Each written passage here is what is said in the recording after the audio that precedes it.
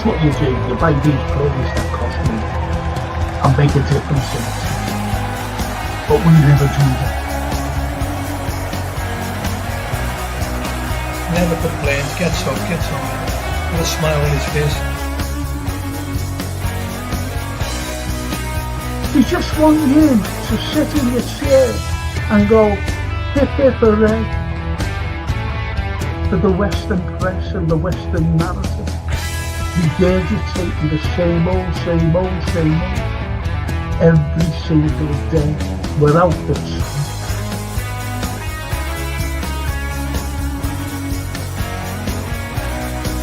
If you haven't seen it before,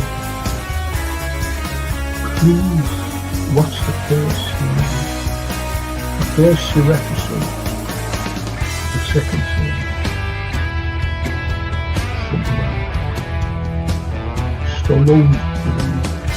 We are on the site of the castle. And it was the first time the Beatles had really stopped being semi-professional almost. Look at that.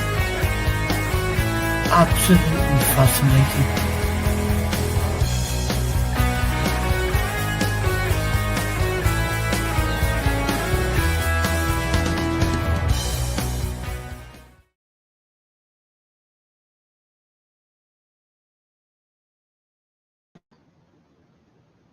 I couldn't find myself. Good evening, everyone. I hope everyone's okay. It's been great today, hasn't it? I was sitting with all my friends today.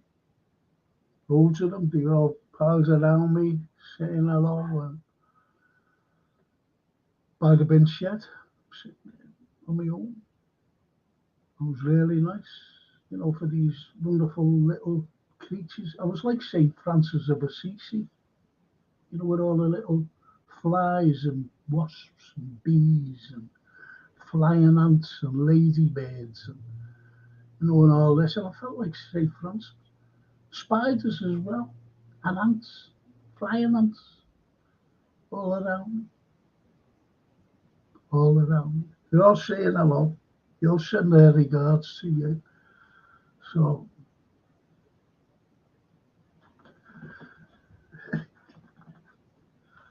I've got some great things to say tonight, you know, about the Italians and the Irish and whatever. So just bear with us, you know, Anthony and myself and Christopher. Hi Frank and Anthony and Jason and everyone, like and subscribe. I need 15 people to get to the 1K. 15. Not bad, is it? Not bad. 15. I wonder if I'll ever get it though. And Christopher, Frank, when can we start calling Kirkers kegs? Kegsy. You get it, don't worry about that. He'll get that. He will get that. Christopher. The lovely Toscana. What I say to Franco, Anthony, Jason, and anyone else who's on, hope you're all well. That's nice. Thank you. It's been great. It's been Italian weather. Italian weather.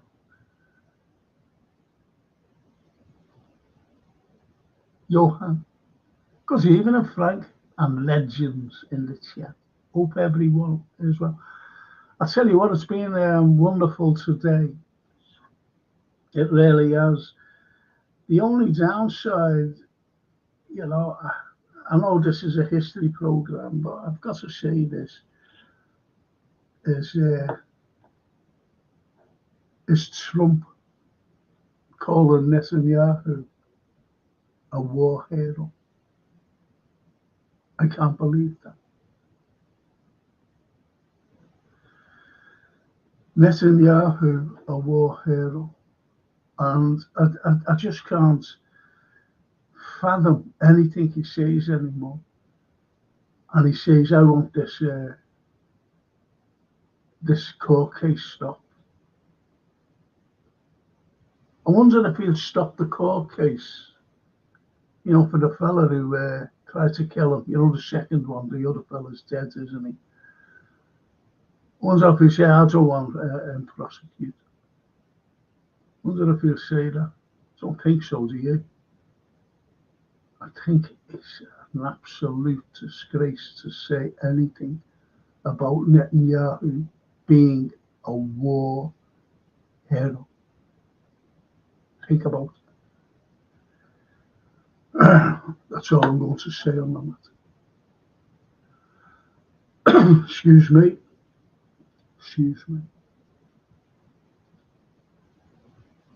And then says, evening, Frank and Anthony.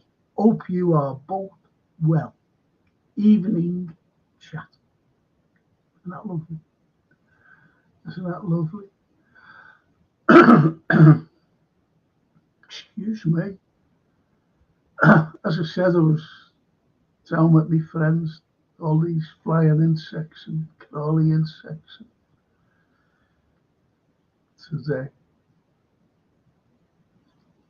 And I'm going to bring in my wonderful friend and you'll be chat. And there he is, the wonderful international artist, band player, plays the guitar and everything, this fella, with his teeth, thinks he's Jimi Hendrix. Jimmy Brown. There he is. Are you happy? Yeah, Frank, thank you so much. Good evening, Lynn and everyone. Thank you. Yeah, do you know when I was a kid, and I was a young kid when I first discovered Jimi Hendrix, the beauty of, because we always had a black and white TV, and the colour TV was at my nan and granddad's in Kirby, the family home, because I had to be for match days and stuff. So I saw Jimi Hendrix in colour on that TV, and wow, it was just one of the moments that I'd never forgotten. It's just otherworldly, like another planet. Yeah, there is. I remember going down to my Auntie Leah's, and she had a coloured telly. Yeah. And I went in, and Wimbledon was on. Wow. And I couldn't get over because, where you just watched it on black and white TV. Yeah. And the grass was grey. Yeah. And when I went into it, she had this, Wimbledon on, and the grass was green. I couldn't believe it. It was brilliant, isn't it? Wow, I mean, that's something that kind of the modern age didn't. It was like someone turned us on, wasn't it? Flicked the switch. And then, wow. And you saw like all the technology, isn't it, today? It's just like you just click the switch and bang, you're everywhere. Yeah. You're everywhere. You're all around the world. I stream different cities every day. Yeah. And I just go on and I stream them, see how everything is. And it's wonderful. You know what I mean? Some cities are absolutely horrendous. Yeah. And these are cities that you associate. I'll give you an example. Santa Monica in California. And this fella said, yeah, this is it, 5 years ago, Santa Monica. And it was bustling, all these wonderful shops open, I'm not talking about big shops that we'd go in and buy from, if you had the money, that is. Yeah. And you see it bustling, as I said, you see people going in and out of places, and you see a few buskers as well. And he was well fella, and he was, one of those acrobat things, fellas, incredible. So there was street entertainment, if you know what I mean. Yeah. And then he went, have a look at it now. right in the same spot looking down this. Jet. The change within 5 years is absolutely horrendous. Wow. It just Do you know, shows you how it changes. Come on. we bemoan technology, but the greatest thing is that for years and years and years, for hundreds of years, the cover up and the lies and the story of life is according to your um, government or your TV provider. Yes. Now, what's powerful is that we have you and I, and far younger than us, who are there to say, this is what's going on right now, this minute, and put it out through a network which is not governed by No. politicians. Yeah. Exactly. And as I said at the beginning about Mr. Trump, it's these people who run, but it's all about greed as well because he turned around. He said, "If you don't drop this court case on this war hero, there'll be no money for you." This is to Israel, and this is the court case is dropped for the time being, and it's just shocking. It's just. But anyway, let's talk about our history. Our Oh, history. what's the effect? I'm just going to mention one thing. I'll be talking about the Irish, and we'll be talking about the Irish and the wonderful Italians. What people don't realise is when it rains, I just heard a noise. I'm glad it's not one of my friends coming in from the bin shed. Don't. The weather attracts them, believe me. But anyway, excuse me. The chest is bad. But anyway, when it rains, there was a fellow, some Italian, and he said, "This is useless, this, going there, and his wife was drenched, and, his little kids were drenched, and other people were drenched with rain." And his name was Umbrella. No way. Italian, and he invented it, Wow. the umbrella. Tell you what else they invented. Now, they always say about the Italians being smart and everything else. Here's what they invented. And not many people know this.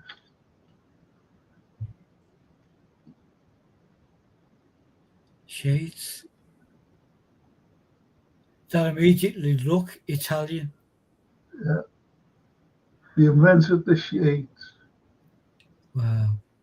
It's unbelievable, isn't it? Simple things that are warm, to keep the glare of the sun off your eyes, to keep the rain off your head and clothes, to keep yourself dry. Yeah. The umbrella Yeah. and shades. How about that? That's brilliant.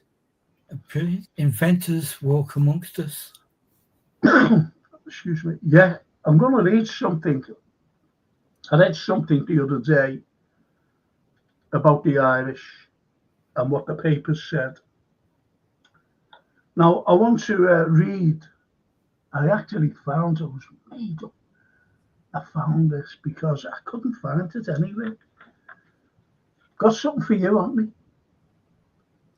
And I found this as well. I found this. And it's, I'm going to give it to you when I see you, when you come over and visit me. And I think you're going to be amazed up with it. Do you want to see it? Yeah. Yeah. Can't wait now, can you? Do you ever remember the song I sang? Kitty. Yeah. Yeah.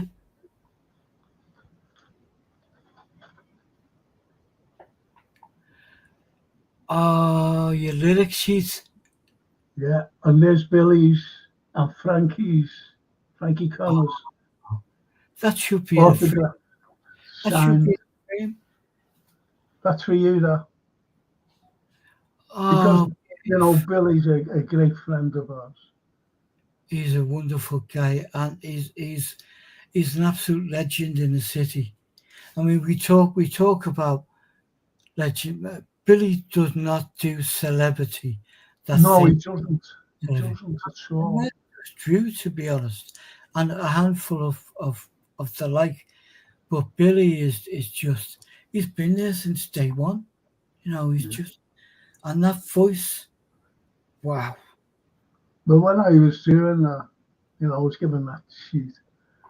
And at the end of it, we finished it. Yeah. I said to Billy, sign it. He said, what do you want my autograph for? I said, sign it. Never mind, what do you want your autograph? Wow. That's what he's like. Frankie Connell is the same. You know what? It was a strange one when I got to. I've met him a couple of times over the years, but just like to say hi, and stuff through someone else's dues. And when he came to the studio, when I had him for a day, and I'm taking photographs and I'm trying to explain what I'm thinking, the pose that I painted him from was the very last photo I'd taken in about 30. And all the time we're talking, rather like when you and I met, and we're just talking, and he was saying, oh yeah, and this and that and that. Wow. I never asked him to sign anything. I wished he had, because I grew up listening to his voice before I'd ever met him. Because We all did, didn't we? I did. Yeah. I did. Lovely man. Gary Rigby. Evening, Frank and Anthony and chat. Evening, Gary. Evening, chat. Hope it all well. And Christopher says, I wonder if they invented the same day. Yeah. The umbrella. Wonder, don't you? Yeah. Well, we've had to touch it out over the past few months, haven't we? It's just nice though, isn't it? I know it's trivia, but like, do you know the telephone? Yeah. There was a fella by the name. Oh, I always forget this fella's name. This Italian's name. Sounds like muesli, to be honest. You know what you eat in the morning for your breakfast. Sounds like that, and I could never get it. Now, believe it or not, he actually invented the telephone, but he didn't painted it. He didn't paint it, and he never had the electricity coming through. He never had it, but nevertheless, he invented it, and people, they could speak, I don't know, whatever. Yeah. And then there's a Scottish fella, Alexander Graham Bell, and he was like messing around with he didn't know anything about over in Italy or anything, and he painted and had the electric current going through the phone. So his Alexander Graham Bell is awarded with inventing the accolades. You know what, Frank? That happens so much in life, doesn't it? In yes, his life and even now, and it's actually something that really, really saddens me, disgusts me. The people who write that book or do that thing, there's always a market of people to say, we could make money on that. You say you did it. And there it goes. A fella by the name of I want to go down to these comments, but there was a fella called Freeze Green And believe it or not, he invented, he's the first fella to do it. You know, moving pictures with his Yes. camera Yeah. in Hyde Park. And he's filming this fella, this copper, walking in Hyde Park, and the copper was looking, he's wondering what he was up to. And anyway, he invited the copper up. He's seen him again, you know, and he said, I want to show you something.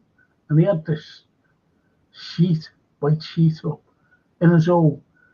Yeah. And he set the thing rolling. And the copper was looking at himself. And he was frightened. And he walked over towards the sheet and pulled it back to see if himself was behind. Felt he was taking something from him. Yeah. But never got it, did they? Never got it. Yeah. Those pesky French fellas got it. So anyway, I'll go on to these. Philip Jones, hello Philip. Good evening, Frank and family. I hope you're all okay. I hope you are feeling well and healthy. Good evening, Anthony Brown from Philip Jones. Good evening, Philip Jones.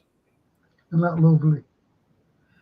And Bella Italia. Buonasera, Franco and Andy and everyone. Good evening, Bella. That lovely. Yeah. And there's my old mate, Stephen Mulholland. Hi Frank, should everyone in the chat meet up at some time in the Ship and Mitre or the Brunswick vaults? It would be great to meet up. That's one. Thank you, Stephen. I haven't seen you for ages, have I? I haven't seen this great fella, Stephen. I seen him one day and I went, where? He came back, he's all lovely and tanned. I said, where have you been? He went, Cuba. I said, Cuba? Who'd you go with? He says, on my own. And the crate just to take off. And there's me, I was just telling you before, didn't I? I can't go unless I'm escorted with someone. It's just in case I fall over, unfortunately. Toscana. The guy you're thinking of was Antonio Mute. Thank you. I told you it sounded like muesli, didn't I? Mushi. Yeah, great. Yeah, and he invented it. But you didn't paint it. Once you're painting the thing, you know, you're laughing. Yeah. I remember someone trying to steal me clay. Told you about that, didn't I? Yeah. Yeah. Well, you know what I told it. People think in different ways, Frank, and some people are happy just to create it or present it and do it, and then there's someone else thinking someone in there for me. At the same time, you know, you had a great fella here by the name of James Sadler, and he was always trying to get up in the balloon. Yeah. But it was the Montgolfier brothers who went up. You know what I mean? Yeah. And my old mate there, Frank Lawton, Mark Coleman. He's great. Yeah. He's like me. He's very much like me, you know. He's hard hitting, Frank. And he doesn't give a toss about, you know, the politics and what the politicians are saying, and whereas he just comes out and says it as it is. He says it as it is, and you know, made up with it. He's in a band. Well, he was in Bobby Socks and the Prize Guys, and he still goes to States and sings. I remember the name. Yeah. Yeah. Bobby Socks and the Prize Guys. Yeah. Been going years. Just a rock and roll band. Yeah. Good as well. Great. Get up there and bop all over the place. The Redbird. Evening, Frank and Anthony. Hiya, Redbird. Evening, Redbird.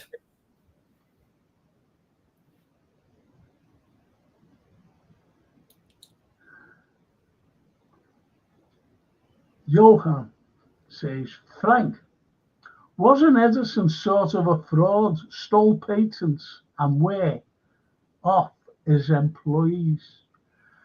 That's it. Yeah, I'd love to do something on that, to be honest. The likes of Mucci, the likes of Freeze Green, the likes of, people who stole. Who stole because Frank Lawton mentioned Marconi. Now, Marconi didn't invent the radio. He didn't invent it. It was a fellow by the name of Sir Oliver Lodge here in Liverpool. From the Red Tower, Liverpool University Red Tower in Brownlow Hill, down to the old Lewis's store, before it was bombed. And his wife was at the Lewis's store. And it's on one of my DVDs, actually. And he said, my dear, I'll be home later. They were the very first words on radio anywhere in the world. And he never painted, he didn't patent it. I hate saying that word. And he sold us everything to Marconi, and Marconi painted, and he got all the credit for the radio, and it was Sir Oliver Lodge. How about that? But you're right there. I'll do a program, a show, or whatever, a stream, pod, about those people, Johan.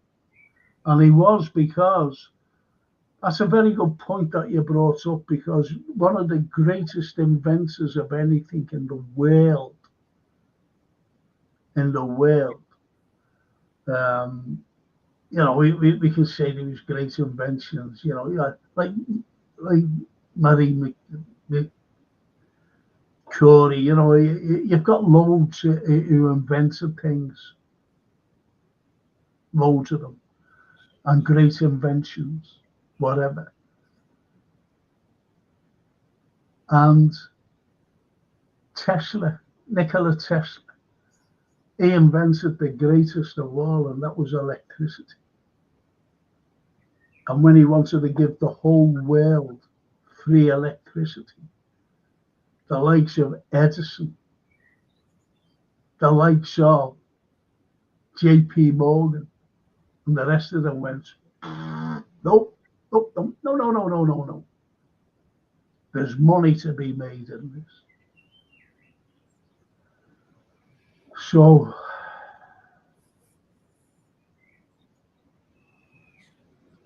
and Johan says, stolen patents, greater. Yeah, I'll definitely do that. And Lee Johnson, even if Frank and Ant, I'm sending you a photo, love to know more on this photo I took. I will message you. Okay, Lee, no problem. I'm just going to read this out. As I mentioned, I'm sorry to keep you all hanging on. And it's about the Irish. Now, I mentioned about the likes of the Mercury and what they said, which is the Liverpool Echo today, Liverpool newspapers about the Irish, which was total derogatory indeed. But this one, these are from well-known people. I'll give you the name at the end of what I've read, each of them, okay? This fella said, the Irish hate our free isle. They hate our order, our civilization, our enterprising industry, our sustained courage, our decorous liberty, our pure religion, this wild and reckless, indolent, uncertain, and superstitious race have no sympathy with the English character. Their fair ideal of human felicity is an alternation of clannish broils and coarse idolatry. Their history describes an unbroken circle of bigotry and blood. Do you know who said that? Benjamin Disraeli. Okay. And that was said in 1836. This is before the Irish came over. It's always been like that. It's always been there. Yeah. And Disraeli. yeah, it only takes a deluded. And he was a Jew. And he's saying our pure religion, which he meant, the Church of England, coarse idolatry, meaning, forget the effigies that they look, like the Sacred Heart of Jesus, Yeah. like Our Lady of Fatima or whatever. Anyway, that's that. There's another one. I'm not so proud of this, though. You'll understand why.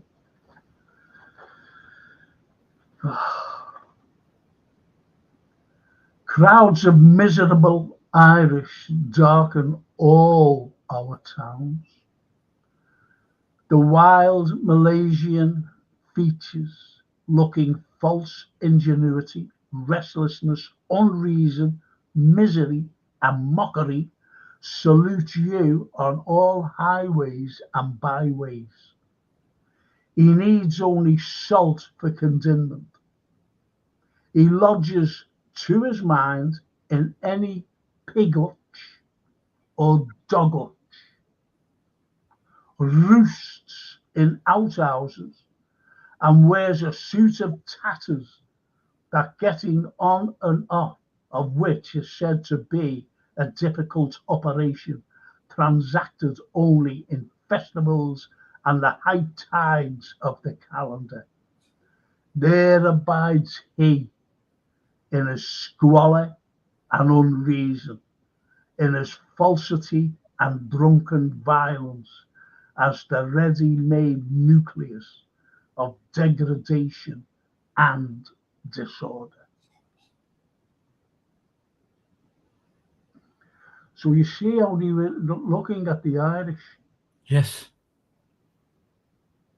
You see, it wasn't just Liverpool there, and that was done in 1839. 1839. Now, you might think, well, did they only say that as they were coming over after the famine? No, they've always been saying it. Yeah. And that was said by. Do you ever remember me saying to you? I said to Ricky Tomlinson, I said, hey Ricky, is there any chance to meet Robert Carlyle? He said, yeah, because we were doing a film together. He said, yeah, come down. So I seen him, and I said to Robert, I said to him, are you any relation to one of the greatest historians? I said, the great friends of Charles Dickens. And he said, Thomas Carlyle. I said, yeah, that's him. You related to him? He said, yeah. I said, so am I. You know what you do? You lean into. Jesus, and he said that about the Irish. Thomas Carlyle wrote, he mentioned nucleus. No one ever mentions anything like that. And he mentions automation in his Sign of the Times, his book, Sign of the Times. And he dedicated it to Charles Dickens, his mate.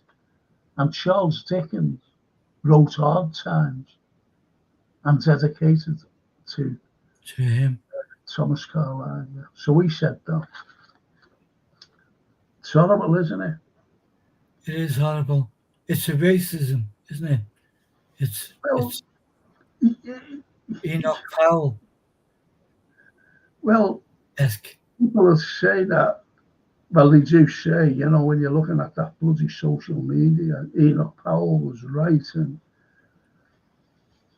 but you can't, you really can't say he was wrong, because as I said, I like visionaries, and I like, you know, the likes of Orwell, um, the likes of Jules Verne, the likes of, do you know when people look to the future, H.G. Wells, you know, they put things in perspective of what the future is going to be like.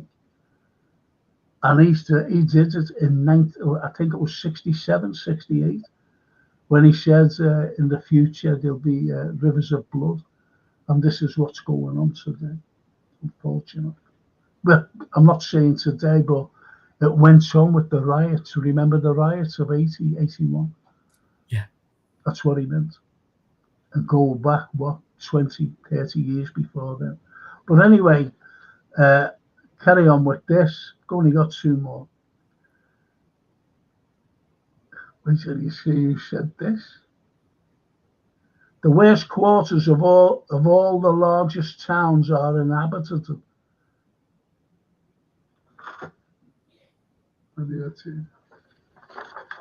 I'll have to read that again.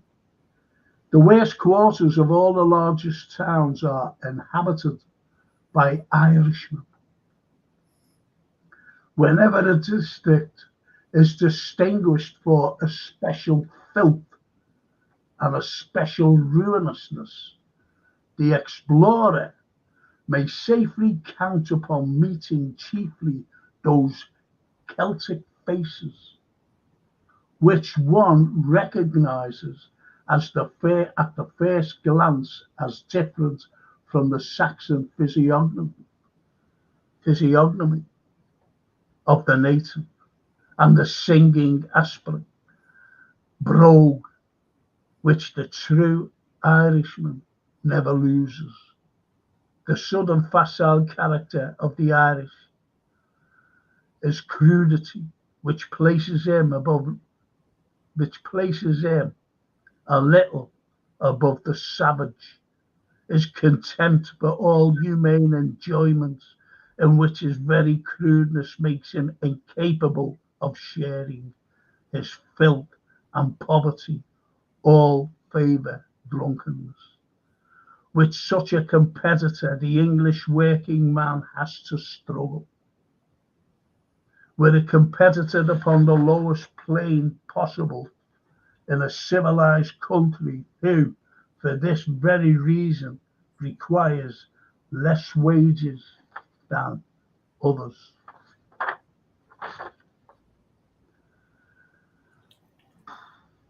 Do you know who said that? Right? It sounds like a royal. I'll tell you who said it.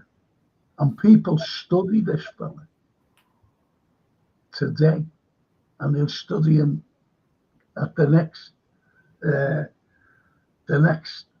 like, shall I say, semester. The next academic year. And his name, big sociologist, Frederick Engels. Now he's supposed to support the underprivileged and the vulnerable. And he said a thing like that. And that was said in 1844. But I've got a reason, I'll come back to that, why he said that, if you don't mind. Yeah. Now this one is horrible. They're all horrible. Even last week when I mentioned of the Liverpool record. But get on to this one.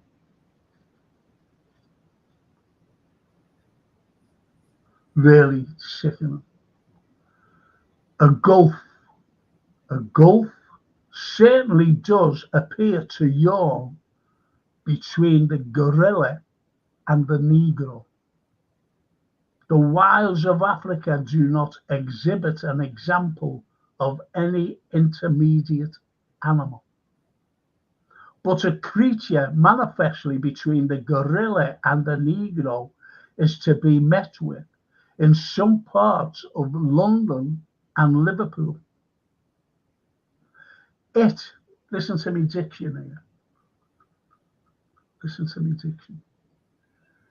It comes from Ireland, whence it has contrived to migrate. It belongs, in fact, to a tribe of Irish savages.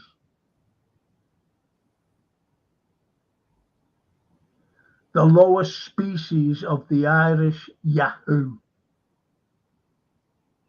When conversing with its kind, it talks a lot of gibberish.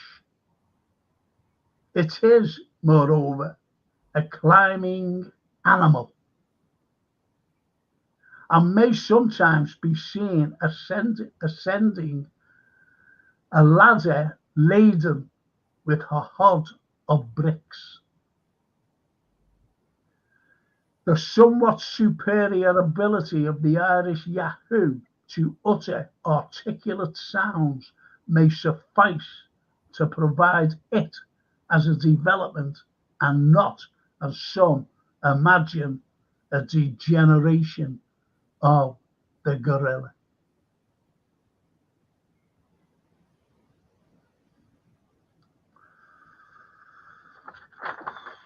And that was from a magazine,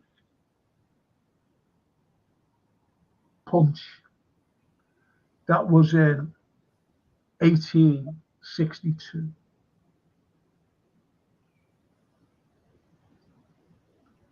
So you see how they were seeing, the Irish. Yeah. But it wasn't only the Irish that suffered. No. It was also the Italians. Not so much the Irish. Isn't it rather like now, Frank, where the newspapers decide who to stick a pin in? Well, that was the social media at the time. Yeah. Let me just go through some of these.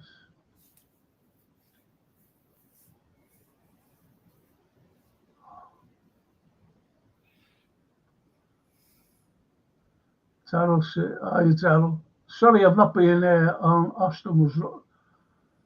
Blimey. Hope you're well now, Daryl. Wishing you all the best. Says TM. And prayers from Johan there, Daryl. He's doing better. He couldn't walk or talk and lost his memory. Wow. Blimey. Johan says, Daryl, I know we can't be there physically, but you know that we're always there with you in spirit. Much love and wishes to your family. You need to be strong for them, mate. We're with you. We're all with you. Hear, hear. Hear, hear. Yeah. And Lee says, hey, I've sent the photo, Frank.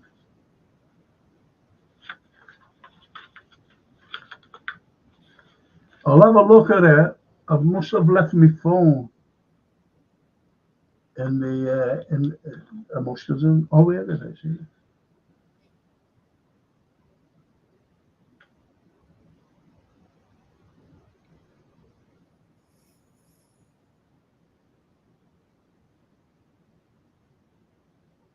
Let's see. It's not on there.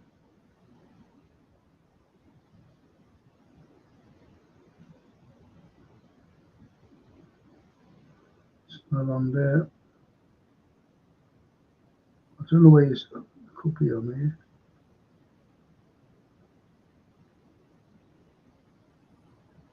Oh, it's not on there. I'm sorry, mate. I don't know where you sent it to. unless you've sent it here. You know.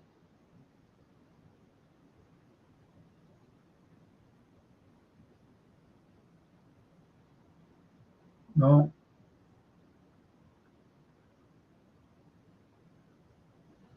No. There's us, look. You're on Facebook. Live. Well, that's one good thing then. We are live.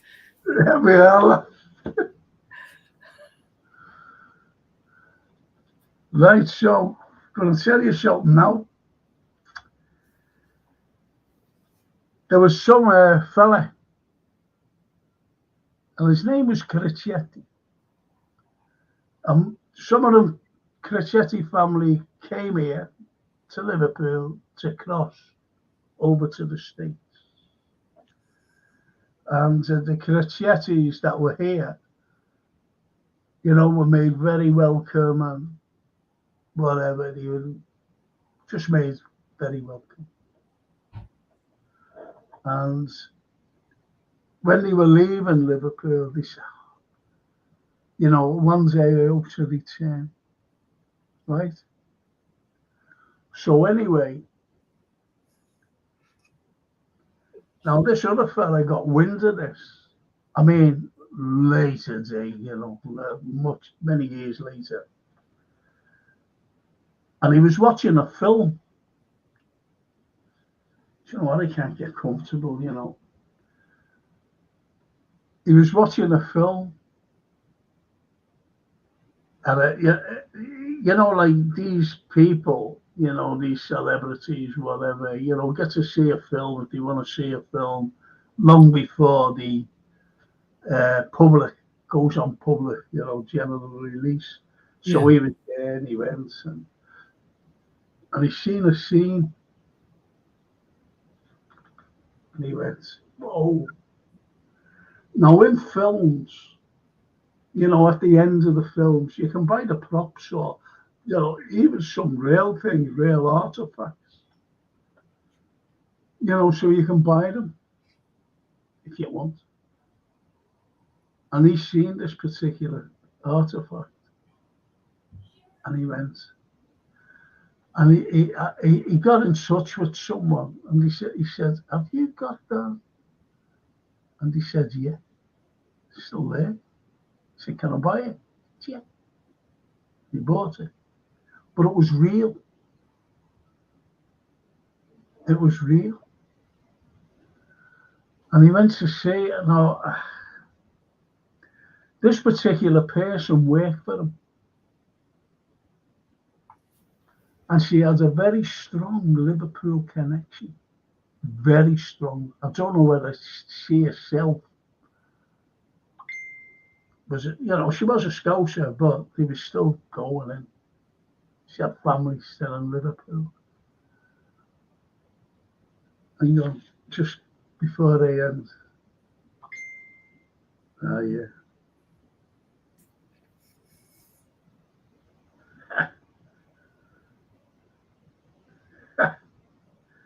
I've got it, Lee.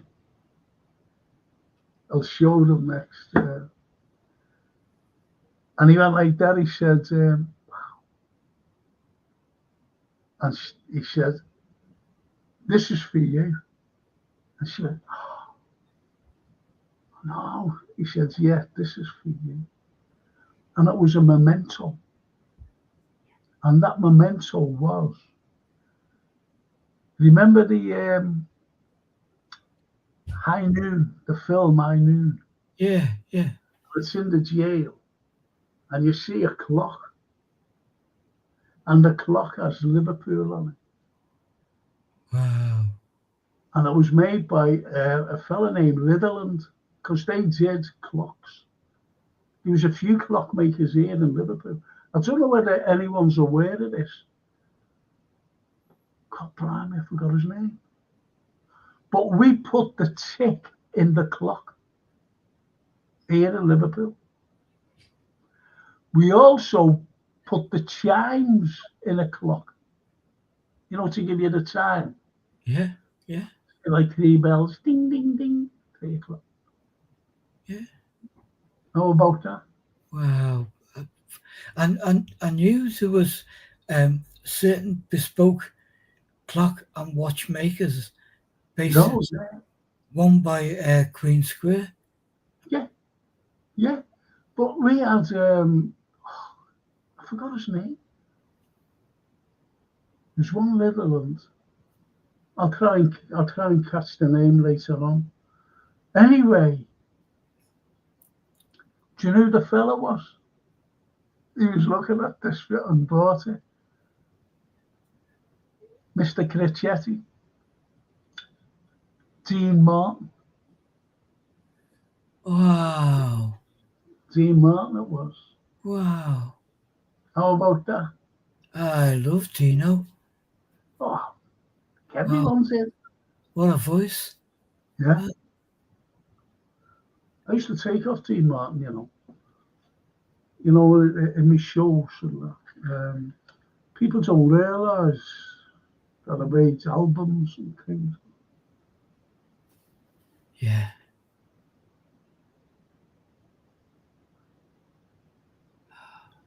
That's one album. That's another album. And they don't realise that I made them.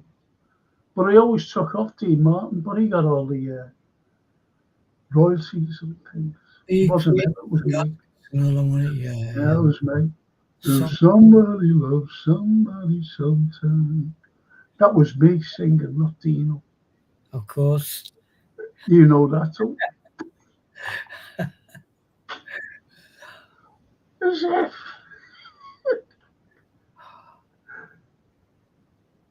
Ah, Jamie, are you still there? I've been ill, mate. Been ill. It's just. Jamie, I'm going to have a football thing next week. Jamie, I'm going to have a football special one next Tuesday. Do you fancy coming on? Just let me know. Let me know if you'll come on. Please, Jamie. Sorry you're being ill, mate. Hope you're better. I made us to see you. Jamie, yeah, we going out though at 7 o'clock if that's okay with you. 7 next Tuesday. A week tomorrow. Fantastic. Thank you, Jamie. You should have. We'll see who we've got in then. Besides, the 3 that we've signed and who's gone. Thank you, Jamie. Thank you so much. That's great, that. What a lad. Jamie. Jamie's a cracking fella, Anthony. He's a really lovely, lovely man. Lovely man. Big red. Massive. I'll be on a show sometime in the future. He said, come on my show. So I said, okay, yeah. And I couldn't get on. I said, it was asking me for passwords. He never has a clue how to get on. But when the link sent to him, he just comes straight on mine, and you'll see him next week if you tune in onto me. There'll only be me and him, by the way. Just me and him. That's all it'll be. Thank you, Jamie. Absolutely delighted that you're coming on with me next week. And Jason will be putting that through. Jason, thank you so much. So I'm made up with that. That's great news. And what the lads showed was this. What the lads showed was this. And it's the third live about. Yeah. I was telling him about it, and he sent me a message. He sent me a don't know where the bloody is. No.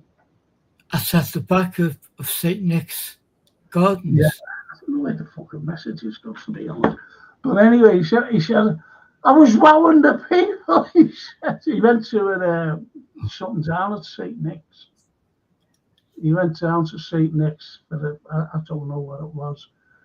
And obviously they came out and he was just telling people, he said, look at that. He's telling them all about the third liver bed overlooking the sea.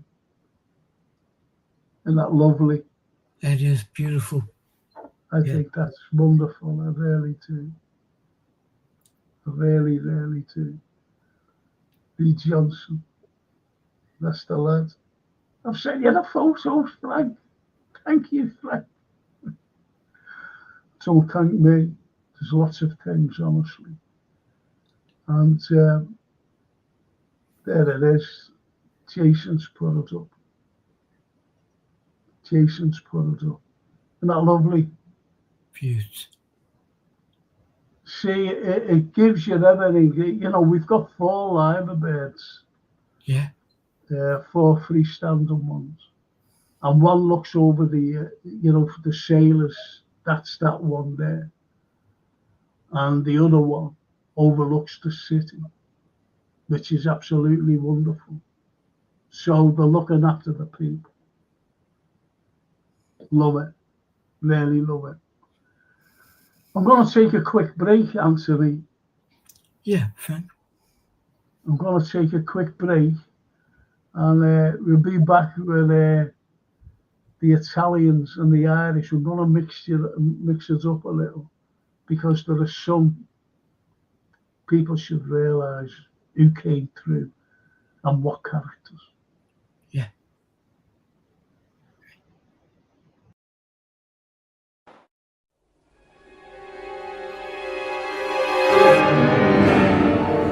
This is Hope Street, the only street in the world where you have one cathedral at one end and a cathedral at the other end.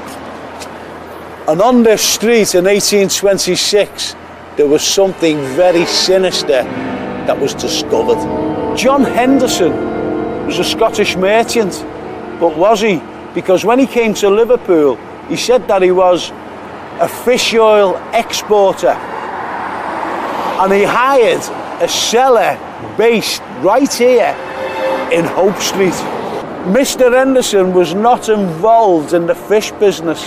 He was involved in a very, very lucrative body snatching business.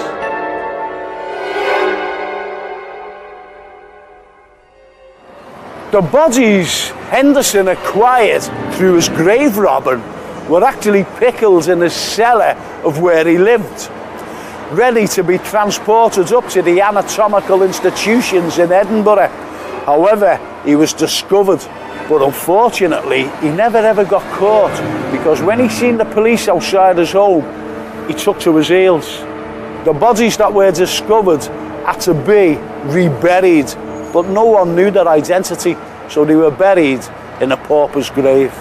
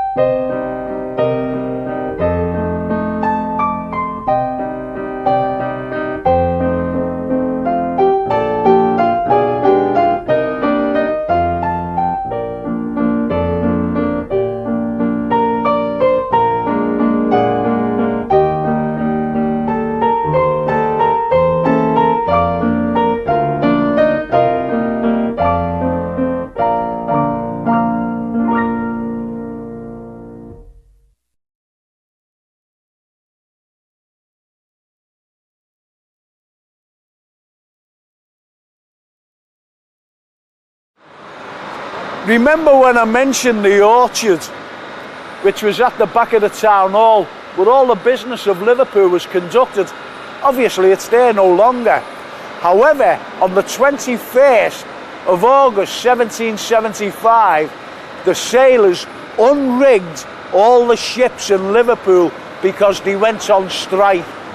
Why they went on strike? The merchants decided they wanted to make more money because the sailors were on 30 shillings a week, so they decided to take 10 shillings off them. And don't forget, people were living hand to mouth in those days, and that includes the sailors' families. Some sailors were actually incarcerated because they went on strike, and they were incarcerated down at the Tower, which is at the bottom of Water Street, and other sailors went there to freedom. So on the 1st of September 1775, they congregated outside the town hall, 2,000 of them. In Castle Street, there were gunsmiths, and the sailors went into the gunsmiths and brought out pistols, cutlasses, muskets, and they also brought 2 cannons from a ship placed here to set siege to the town hall.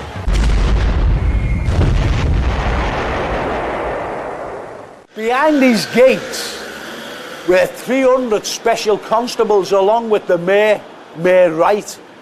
And he said to them, "All right, lads, get out there and sort them. This is 2,000 sailors." And they said, "Are you joking? You get out there and sort them, because there's 2,000 of them out there and they've got cannons, guns and muskets."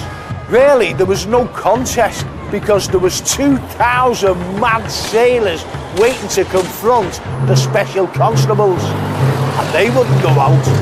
I wouldn't, would you?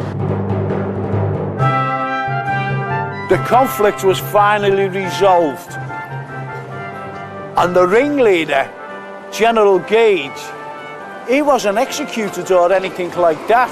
He was actually coerced into the Royal Navy, because the Royal Navy were actually at war with the French and they needed tough men, and General Gage was the toughest of the lot.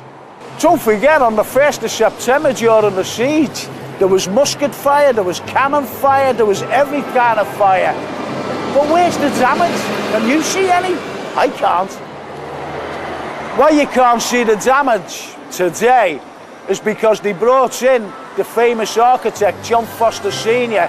to redesign the whole of the front, the badly damaged front, and he designed the famous balcony.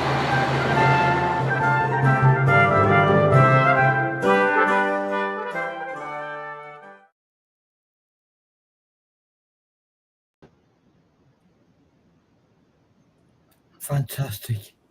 I love that. I love that part of history.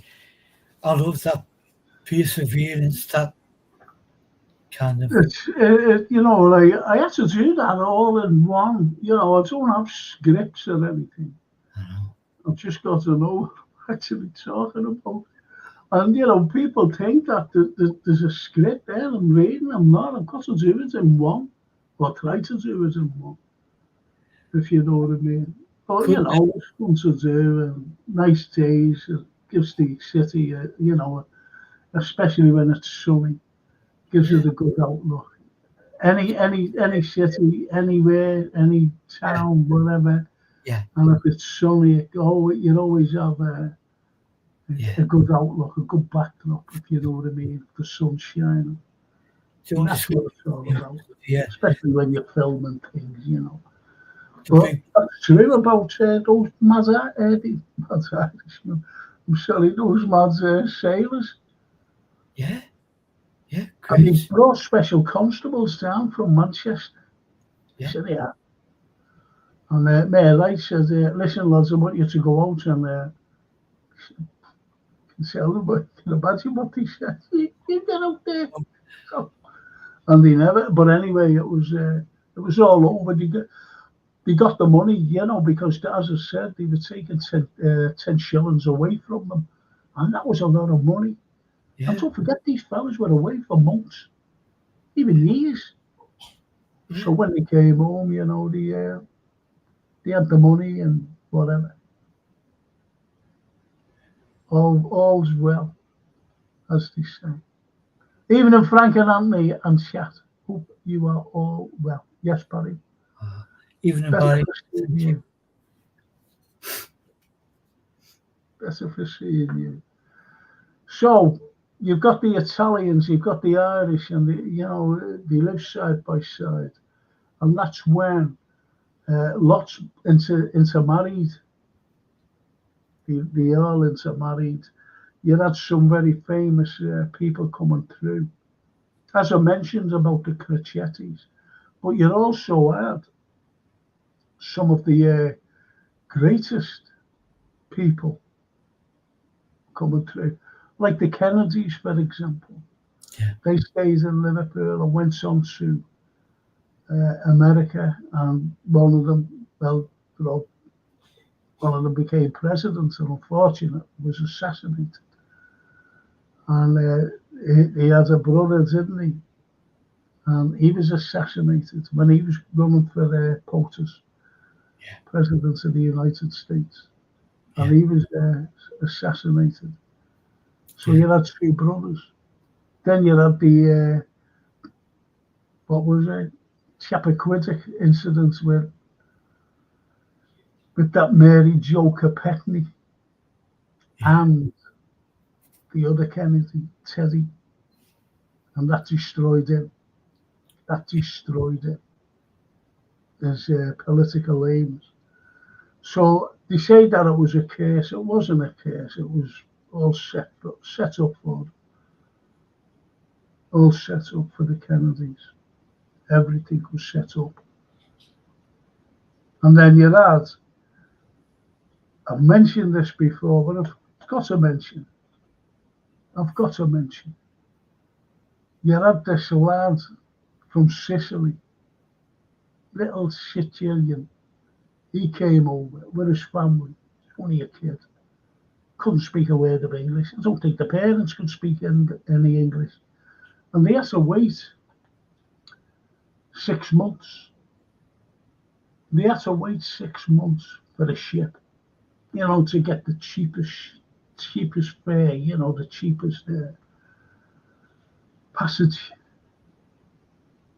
So 6 month waiting list, like a lot of my family did it as well.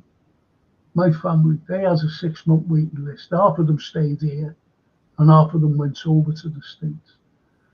So this particular family finally got over there, but they sent the little boy to school because they were going to an English-speaking country, and they were already in an English-speaking city. Yeah. So they said, listen, you'll have to send him into the school. And it was a Catholic school. It was St. Francis Xavier's up in Shaw Street. They brought him in. And this is where he learnt his English language, here in Liverpool. And strangely enough, someone said, no, he didn't come here because his brother wrote a thing.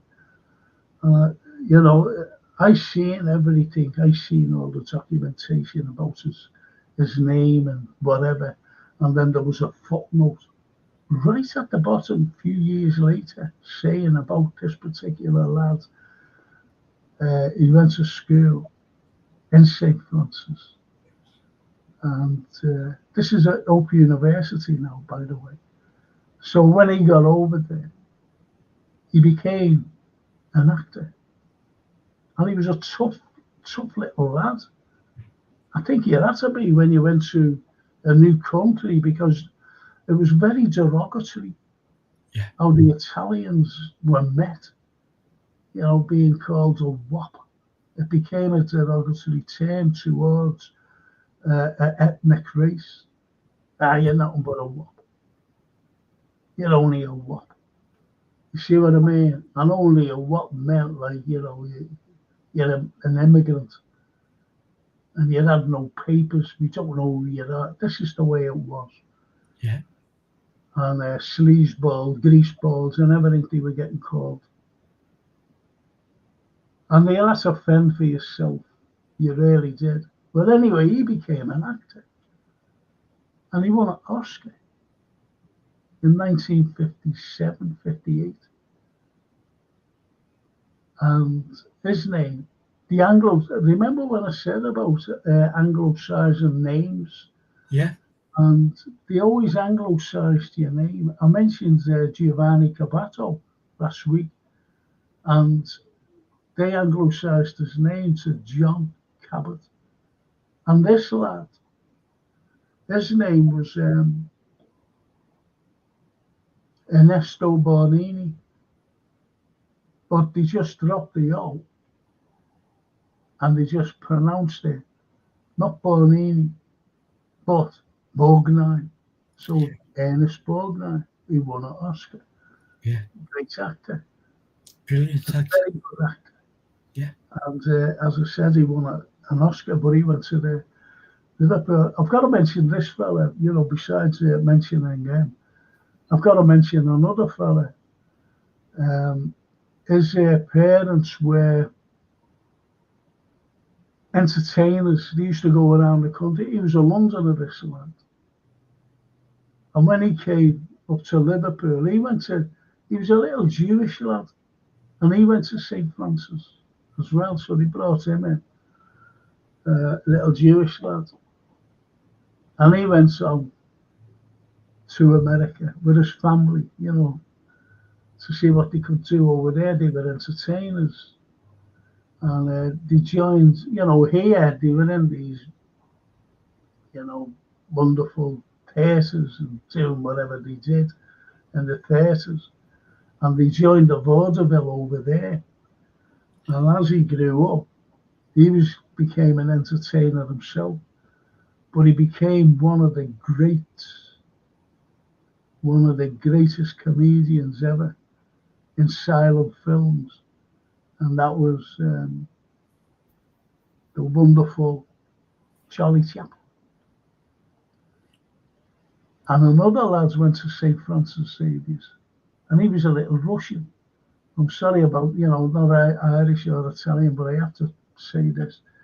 And he was a little Russian, and he came from Odessa, him and his family. And he got to Liverpool, waiting for this ship, another game, a 6-month waiting list. And he went to school. He couldn't speak a word of English. And he went to St. Francis Xavier School, the very same school that Ernest Borgnine went to, and also Charlie Chaplin. So he was there, and he was a little Jewish lad, as I said. And he went over to America with his family. And he learned his language in St. Francis Xavier School, the English language. And the very first film, as they called it, movies, the very first talking movie, as they said, was, and the very first words were, "You ain't seen nothing yet." And that was Al Jolson. Yeah. Yeah. Al Jolson. So you have these people who made a wonderful impact, not just like for themselves, but for the world. Yeah. These people. Yeah. And then you see, back here in Liverpool, you had one fella. I don't know whether I mentioned him. This fella. Nothing to do with the Irish or the Italians, thank God. And he spent 6 months here. And he was going around, whatever he was doing over here. But he always forget his real name, unfortunately. Maybe someone on there may know it. I don't know. And his name became synonymous, with goodies and baddies. Yeah. And he was Butch Cassidy. Butch Cassidy. yeah. Butch Cassidy and the Sundance Kids, he wasn't the Sundance, he was Butch himself. Because he was only young when he got there, didn't he? Yeah. To America, yeah. Like, Let's see what these are, Steve. Have you heard of James Larkin, born Irish? Yeah, Larkin was a great man. Was instrumental in changing the way in which companies treated them and paid their workforce, remembered by Street. yeah. James Larkin way, yeah. There's over in Boston, there's a museum dedicated to, Yeah. and we can't, not me. There used to be a fellow as well by the name of Dandy Pat, Irishman. Patrick Byrne. Patrick Byrne. Absolutely wonderful gentleman. Became Came an late as well, but you know, he never gets mentioned. No, the point is, we made a little monument from where he was in Scotland Road, Scotland Place to be precise. Yeah. And this wonderful monument. And unfortunately, it got wrecked when they were knocking, demolition and whatever. But they done us up, didn't they? They done us up again. Don't know where it is, unfortunately. It's at the back of St. Anthony's Church. Is it? Yeah. And unfortunately, what happened was the actual, I never saw the original one, but they only managed to keep the base. I'd sent a photograph through to Jace the other week because we talked about, but it wasn't a great photo. We'll have to get back there on our travels. Well, the main impetus for promoting it and getting it there was our dear Mike Kelly. And Mike had invited me to the unveiling of what they had, which wasn't much. So you'd imagine some of the statues that are in St. John's Garden, beautiful, ornate. Well, all he had was the base with a script on it. But with Bishop Tom being in charge of St. Anthony's, it was agreed that it would go. So if you were to walk around St. Anthony's to the back, it's there. But there's so many people, really, Frank, that should be immortalised in statues. Oh, yeah. William Brown. Oh, yeah. There is a statue to him in St. George's Hall. Not sure. But, yeah, defo Jim Larkin. Jim Larkin, absolutely, because they're all great men. Yes. And great ladies, the likes of, look, Agnes Elizabeth Jones introduced and trained nurses to Liverpool Workhouse Infirmary, and thus she contributed hugely towards the wealth of the sick and poor. She had connections with Florence Night. I said all that last week. Yes, they were friends, yeah. Said all that. We had mentioned Agnes. And one of the greatest ladies, one of the greatest philanthropists there, and Kitty Wilkinson. I love women. I'll take it the wrong way, like I love women. Women hardly get mentioned, unfortunately. Yeah, to give it and the power. So many Irish and so many Italians came to the city and didn't just work for their tanner a month. They made it their business to improve the areas they lived in for fellow Italians and fellow Irishmen. And of course, we can't forget the Chinese and the Welsh and all the other so-called immigrants who, were here, do something with your life. And they did. And we are all to the betterment of that, you know. Well, of course, because I always remember when the Liverpool Echo, going back when it was the Liverpool Echo, I don't read it anymore. What they said about they asked people. They said, what kind of a slogan can we have for the capital of culture? Yeah. And some ladies, just a lady, I still don't know her name, unfortunately. And she came out, the world in one city. And that to me is one of the greatest slogans of all time. That's what it is. The world in one city. Yeah. And again, we could be talking about lots of, we have been speaking about two sets of migrants. There's lots of migrants who came in and settled. Lots of them. The Norwegians, for example. Yeah. Now, where do we get our accent from? Now, our accent, you can look at the Welsh.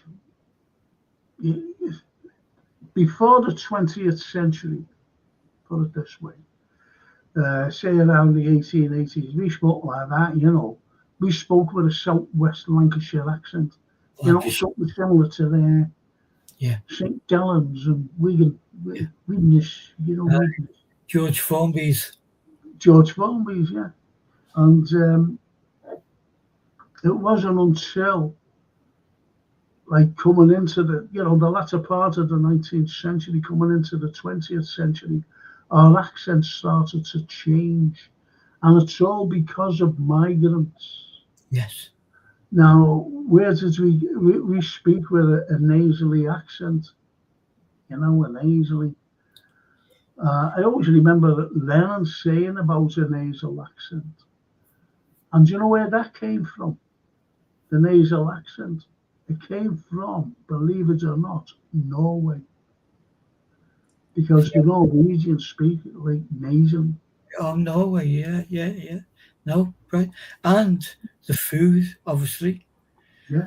Of famed Scouse. Yeah. Oh, yeah, because with the Norges, it was Daniel Brocklebank who came over in 1776. And I think it was escaped the war, the American War of Independence. But anyway, he got here and he wanted to go and catch whales. And he asked Liverpool, and he said, I've never made it. What, the big things? You having a laugh? So they had no experience. So we sent for Norwegians. And the Norwegians came over. And they had, you can imagine a freezing weather, little ice packs floating about. And they were actually on deck cooking all this stuff, and they were just throwing everything in. And it was lobscouse. I'll spell it. It was Lobskause, lobscouse. It's like the Italians. When the Italians came over, these Sarazzo Florias, and they went back and went, oh, you better get over there. It's great over here. Because there was a terrible north and south divide. I'm going to tell you about two people who came to Liverpool. I'm going to surprise you. And anyway, when they came over, they started their own cuisine. My own family made pizzas. If they couldn't get meat, they made, like we call blind scouse, without the meat. Yeah. So they did it, with cheese. They used to go out into the orchards. I don't mean the grown-ups, I mean the kids. Get the tomato things, bring them back. Yeah. And the formaggio, pomodoro, formaggio. The cheese and the tomatoes, and just make this dough, a doughy thing. Yeah. And it was a pizza. Yeah. because they had to feed themselves, because there was a terrible north-south divide between the industrial north and well, the breadbasket, really. If there was no droughts, there was terrible. Even today, there's terrible droughts in the south Absolutely. of Italy. Yeah. And they came over. Mostly the southern Italians came over from Italy to, Liverpool, then on to America. Yeah. I'm sorry, go on. Totally makes sense what you said last week when we were talking, that the desire to live close to a port, Oh, yeah. so you can be gone. Or It's like that with any other city in the world. Yeah. If you were a migrant, and I'm serious here, if you were a migrant and say you went to live in America, let's say that, you're not going to go and live in Houston, Texas, because you're landlocked. Yeah. You live on the coast. Yeah. All coastal regions of any part in the world, that's where most of the population lives, most of the population. Not inland. No. Not That's why inland. Liverpool and New York have always been kind of Oh, same. yeah. But John Lennon said it, didn't he? Alan Owen said it. Yeah. It's home from home. John Yeah. said, it's home from home. So when the Italians came and the Irish just plugged themselves there, and that was it.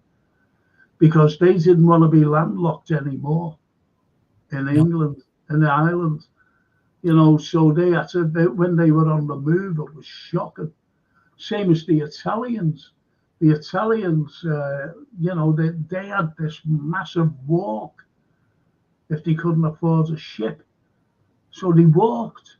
The Chinese did it. The Chinese. Same thing. From China. Yeah. It's hardly ever documented. No. It's hardly ever documented.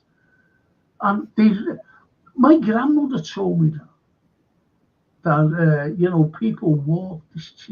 I didn't know what she meant, to be honest. I didn't know they walked there, I thought like they walked from Kirby or somewhere.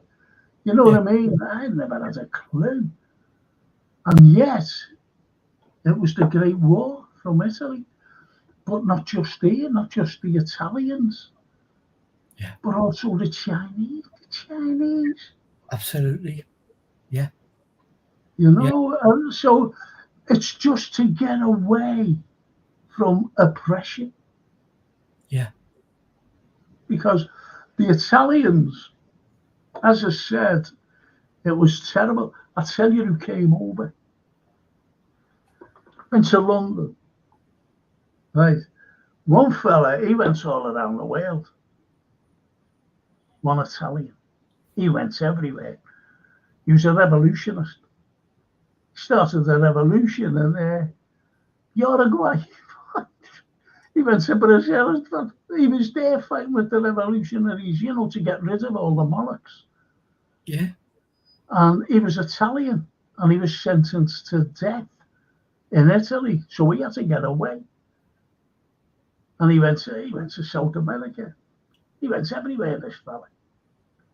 And he also went to London. He went to New York. He went to New York. And then he came over to London. And he came up to Liverpool. I'll tell you in a moment who he is. And there was another Italian, another revolutionist. And he came to London. He was living in London. And he got an idea that lots of people were coming to Liverpool to get away to Italy, to America. But these were not like the ones that came after the 1870s and 80s, 90s. Wasn't the hordes of them. These were like, but immigrants nevertheless from Italy, and mostly southern Italy, because of the droughts. And he came to Liverpool, and he was one, and he went around to people, why are you leaving? Why? And they were telling them, it's an odd, you had the likes of different states in Italy. It was all broken up. There was a Pope Pius the Ninth. Was it the ninth?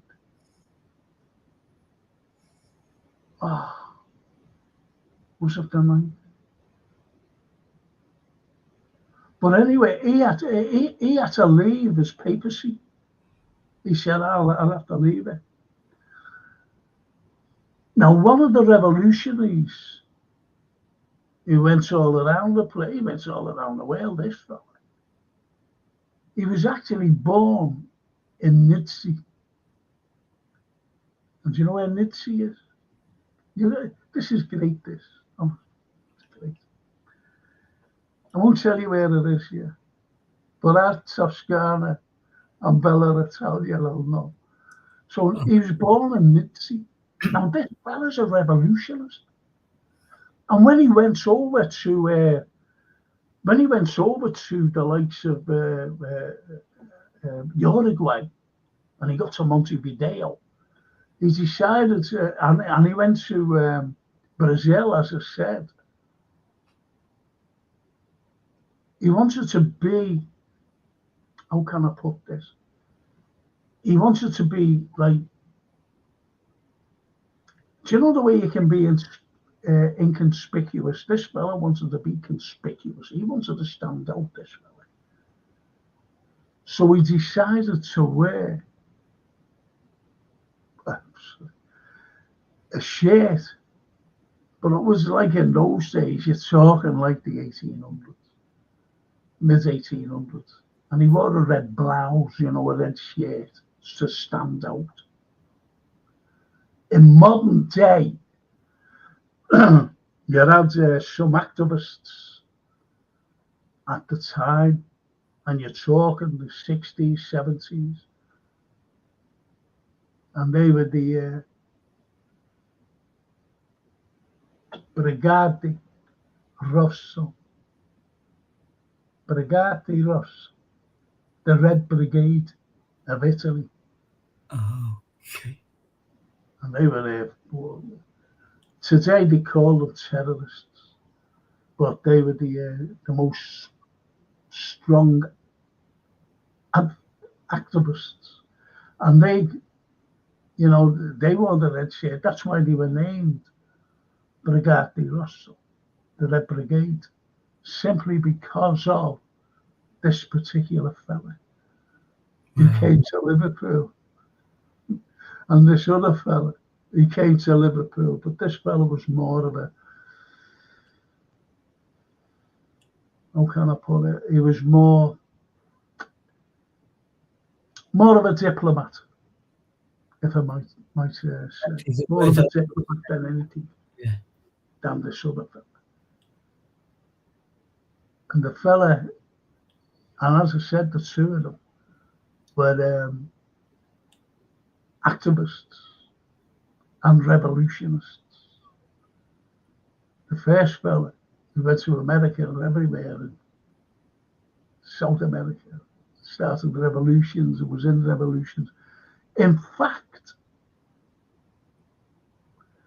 Abraham Lincoln, he wanted to free the people, you see, from, I keep going back to this wonderful quote, the best quote ever by Jean-Jacques Rousseau. Man is born free, however, he is everywhere in chains.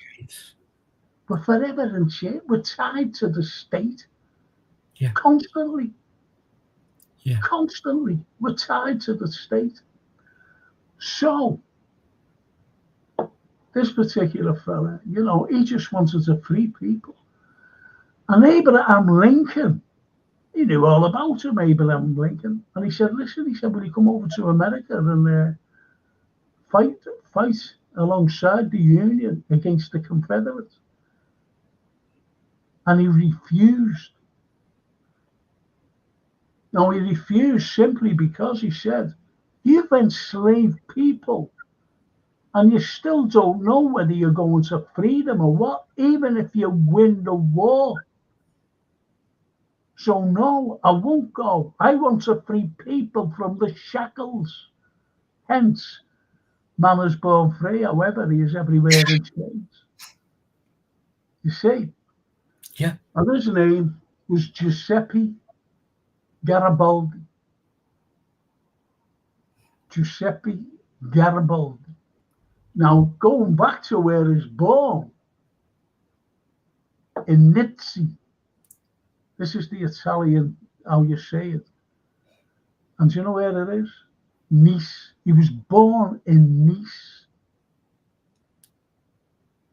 Now, you might think, that's France. No. Yeah. It belonged to Italy at the time. It belonged to Italy. And Garibaldi made a biscuit. Yeah. He made a bit called Nice. And he also made the Garibaldi biscuit. Wow. For the soldiers. Wow. Greatest revolutionist. Also, what you've got is Giuseppe Mazzini. Mazzini, and I'm proud of this. I was in Venice, and I was walking through, as you do, and I seen Piazza Mazzini. And I looked and I went, whoa. And I started talking to him, so I got hit a little crowd, he was English. And I said, this fella, and I was telling him all about Giuseppe Mazzini. And you know, the English connection. Yeah. And this fella went out. Wasn't Garibaldi as well, fella Garibaldi? I said, yeah. I said, he has an English connection as well. I said, but Giuseppe Mazzini, I said, we built a high-rise block of flats near where I lived, or grew up at the time, called Mazzini Heights. And I knew a lad who lived there, and he said, I think years later, you know. And he said, what was it called Mazzini for? And I told him about Giuseppe Mazzini and the Italian connection, because he came here to see the Italians. And it was those two lads. It was terrible in Italy, you know. You had the Austrians there, you had the Germans, everyone was there, the French. So when the Pope came back, because Giuseppe Mazzini, he said, okay, and Garibaldi, when you out, you can call the Vatican the city, Vatican City. You can call it that. And we'll just leave it alone. The only thing I didn't like about Garibaldi was he wanted to do away with the church. He just hated the church, anything in authority. But he was authoritative as well. He was authoritative. But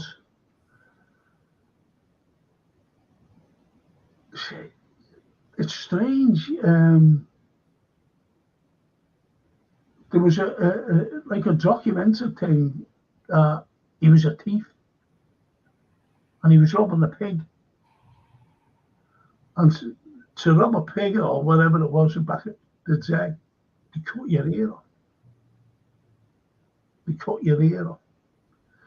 So he grew his hair long, and people said, "No, I read something about his great grandson or whatever it was, and he said, no, it wasn't like that. He got shot in the neck in Montevideo, and it clipped his ear, and he did."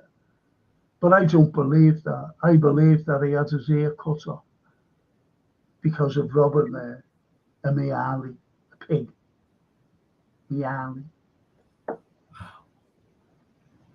So you see, and these two great people, revolutionists, came to Liverpool. It's incredible, and that's why we built this wonderful block of flats, high rise, and called it Mazzini Heights. Wow. because of the connection, especially with the, well, you know, Scotland Road, you're talking like Italians. Yeah. That's where it was, Great Ormond Street, Scotland Road. It's surprising, isn't it? You know, when you get told these things, you know, certain things. Well, what's that name for? What's this for? What's that for? Yeah, it is. It's surprising how underplayed all of that is. Really. I mean, you've mentioned a couple of times, but to me, it was a big impact when you talked about the first street names. Yeah, You yeah, know, which we take, it makes perfect sense. Now, where you going? Where we live down there off, Elm Street around the corner. How would we have ever known? with the signs. And that was, yeah, Sweeting, Mayor Sweeting. Because they said to him, listen, we're going to name a street after you. Go away. Are you? Really? And you're talking like 1696. Yeah, And he said, do us a favour. I think it was more vanity than anything, rather, you know. And he said, can you put a sign up to say Sweeting Street? And he went, yeah, all right. That was the first street sign. that's a high honour, isn't it? Oh, yeah. It's But a I think good, it was more vanity for their Sweeting. yeah, because everyone sees it. Like the block of flats, like the street names. Yes. If it's determined that you're worthy enough to have this named after you, you'd think there'd be an immediate protection around that it's there forever. But obviously, as we find out through history and modern times, that it's, people and places are out of fashion. Well, Simon says, Frank and Anthony, I have the sculpture by Piermaster House depicting a family from the Irish famine who are moving to the New World. The New World by Mark de Graffen Fenreid. That's some bad name, that isn't it? De Graffen Fenreid. De Graff Fenreid. Yeah, it's great, you know, these sculptures that depict some serious things. You have one by a friend of ours, Tom Murphy, where he's in St. Nick's Church, and you see a staircase, you see a kid, and he's like that with a plane, and his mother's at the top, and that depicted the May Blitz. Yeah. Yeah. It depicted, so you know, there are Yeah. stories behind.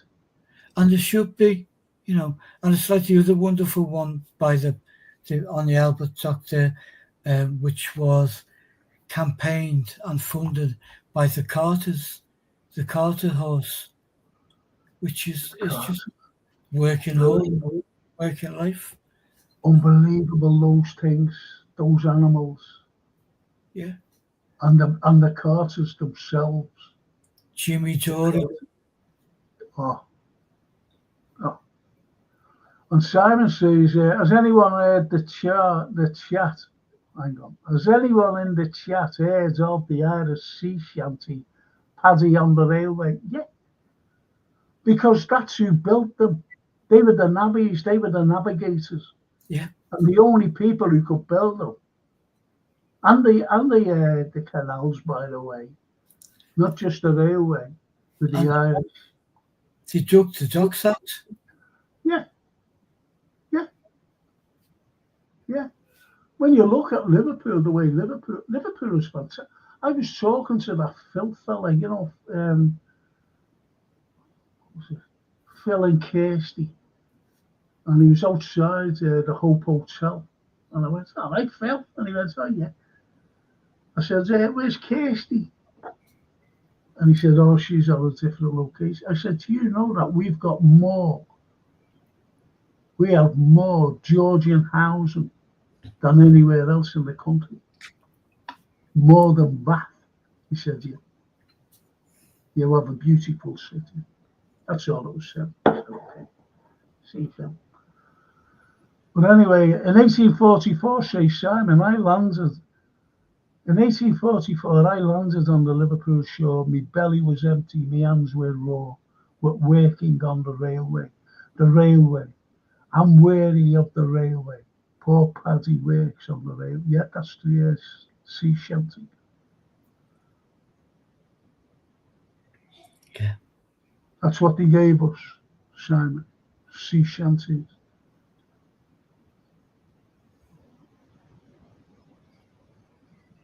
Gary, shame the way Scotty rode, a shadow of its former self. Yeah. Yeah. And that's the heart of Liverpool. Yeah, past 20 years, Gary, hasn't it? You've seen them. I remember driving through, and we moved away, and my dad would drive back every weekend. We'd go back to the family homes in Kirby and through Scotland Road, and first to go with the pubs, one by one, they just collapse, and then the shops, and then a big chunk of damage was done by the transport people when they diverted buses, so people could not get a bus along there. So they didn't. Not that was all pre-planned. I'll tell you for why. It was the Mersey Tunnel.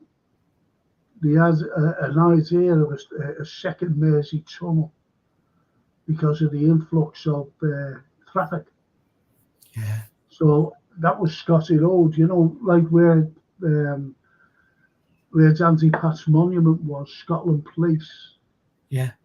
Because around there you had the 98 shop. I used to go in there, the 98 shop, as a little kid, buying Chewy or whatever, buying there. Yeah. And a fella named Dermot.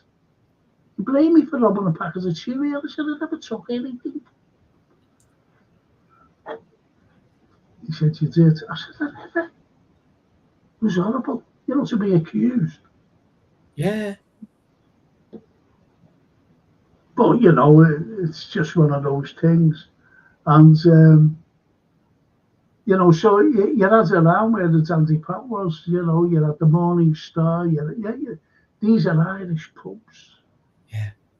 All Irish pubs around there. Yeah. And you had the likes of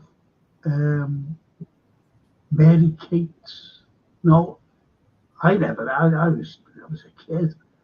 But I always remember my uncles saying, where are you going home? Going down to Mary Kate's, going to meet somebody there. And everybody went to Mary Kate's. And another pub called Tom Snuff's. Tom Snuff's. This is all in the area. Yeah, yeah. And you had lots of Italian chippies. You had Chiaps, we known as Chiaps, but his name was Chiappi. You have Podestas, you have Vermiglios.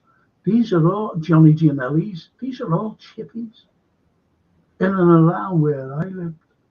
Yeah. Where I grew up. Yeah. Little Italy. Yeah. Fantastic. And as Gary says, once that goes, I hate it, once it diminishes into nothing, it's horrible. I remember our other friend, Ron Formby, God bless him, and the tireless work that Scotty Press did, which was the community newspaper for the area. But he would say that the different quangos that would move in, and we've had this discussion about town planners, but once this group moves in, they look and they say, okay, we're knocking that down, and it was never to put stuff back. It was always to continue knocking down, and there was never a master plan. other than, as you described, the second Mersey Tunnel. And I remember driving past what was a massive Salvation Army place just as you're entering Scotland Road, and that was Sorry, Arnie, yeah. The Salvation Army. That was a massive building, that wasn't it? It was daunting. It looked the size of a prison. It was the size of a prison. Yeah. Oh, what was its name? It has a name. Oh, that'll come to me. But it was good. Oh, I thought he has a Scotty press here, you know. Oh. I really thought he has a Scotty press. Look at there. Well, if any of the guys Scotty press are watching, I wish to get in touch. One of the guys got in touch with me a while ago over something, and Ron's picture, because Ron was ahead with yourself. I was in the Scotty press. Do you know who along with? I was in the Scotty press with Roger Phillips. Yeah. Oh, Brill. Being there. Do you ever remember me telling you about? I was giving a lecture, and this fella came to see me, a Frenchman. Monsieur Frank Carlyle. And I went, yeah, right. Right, do you ever remember me telling you about a French fella? And he showed me something, and he held it in my hand. And I'm going to show you what it is. I think I remember. We talked about it the other week, didn't we? There it is. I found it at long last. Wow, yeah. So yeah. I've got to tell the people who this is. I've got to tell them. This particular thing that I held in my hand, right? I wonder if you can see it. No. And on there, there's inscriptions on there. And it's a gold fob watch. Gold fob watch. And they carbon copied it. Oxford University, Cambridge University, and they even sent it over to Harvard University in America.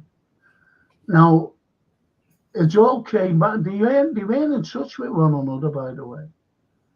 And every carbon copy thing came back and said it's between 1885 and 1890. So it's carbon copied at the date. And what that is, ladies and gents, it's the fob watch. And here, no, coordination. This here, around here, oh God, thank you, Jason. Brilliant, Jason. It's terrible, isn't it? They are.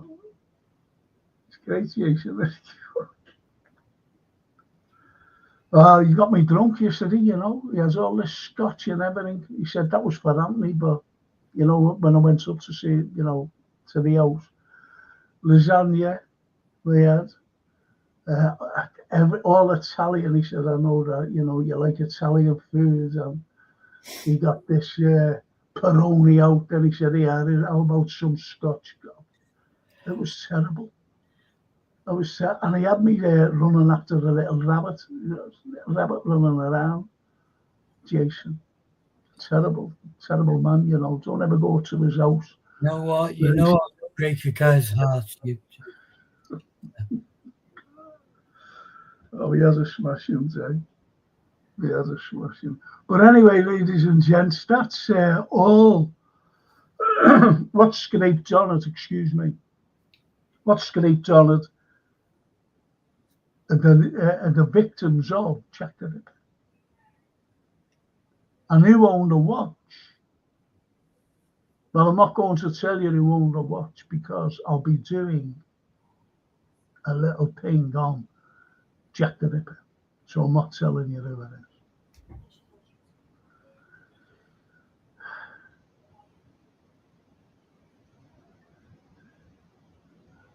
I hate Jason. You know? I hate him. Jason, I said I'm going to do it. I don't want to tell him who it is. But you can put them up when I'm doing them. Because I've just seen his name there. And we've got pictures. Did I do them? Have I done them? Anthony? We did. How long ago? Yeah, but we didn't extend the Was it just like in passing? Yeah, we did about the deaths, but we didn't do the end result, as we know. Okay. With the wife. Okay. Okay. I'll do all that then. I'll do it, and it'll be great because I'll start from the beginning with him when he was a single man. Yeah. And then he got married. But what happens into that marriage, and what happens at the end of that marriage, and but this all comes into the fore. It's a class system, again, isn't it? Of course, and of course, it's a class system. Falseness to think that we didn't have it in Liverpool or in the northern part of England, because we did. We had it. The mill owners. Well, I'm going to surprise you. I'll surprise you here. Between 1840 and 1850, there were more millionaires living in Liverpool than anywhere else in the world. And our businessmen said, I don't know, having to go to Threadneedle Street or getting telegraph, behave. Letters. They said, we'll build our own Bank of England. And it still stands today in Castle Street. So we built our own Bank of England in 1846. Wow. It's fantastic, isn't it? It is fantastic. You know, to think that, you know, people really believe, you know, that, honestly, you know, that Liverpool is a backward looking thing. And yet we gave the world everything. All right, you know, I don't like any violence or weapons of mass destruction. But we gave the first weapon of mass destruction. And that was the A-bomb with Sir James Chadwick from Liverpool University, because the likes of the Manhattan Project, that wouldn't allow anyone in on that. That was the most secretive of all projects ever. Yeah. They went, we can't allow any. It was a ring of steel, if you like. No one could penetrate. Until one of them just went like that, we'll have to send for this fella over in Liverpool, a fella named Jack Chadwick. I think he's a sir. And they sent for him. And he went in. He said, you know how to do this? He went, yeah, they are. Easy, look, think, split it. Yeah. Split the atom. I know I was being facetious when I said that, but that's split the atom. Not Robert Oppenheimer.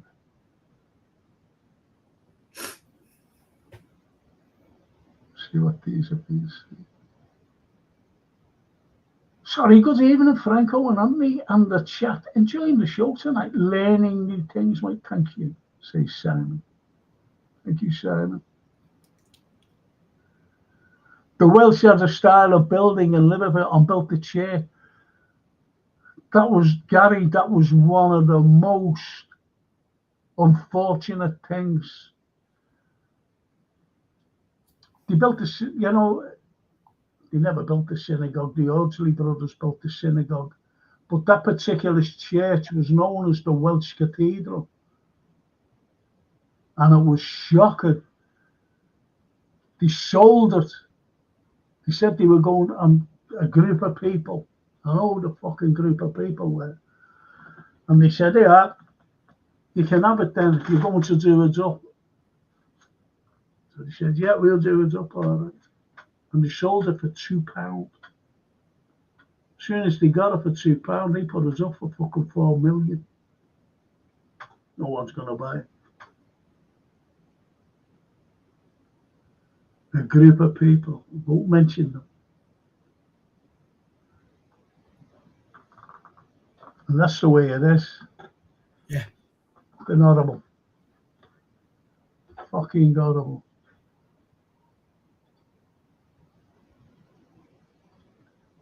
There you go. There it is. Isn't that beautiful? Absolutely beautiful. Fucking shocking. I'm sorry to swear, people, but it really gets up my nose. It really does. And it's a shame the way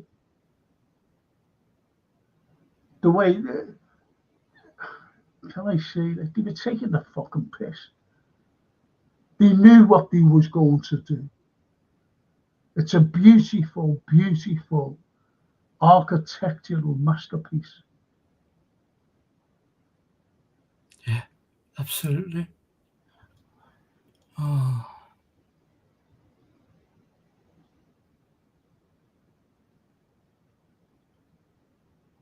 And Gary says, my dad has an old-fashioned accent and he was raised in Liverpool and born in the early 20s. He would have pronounced do-it. Yeah, they did.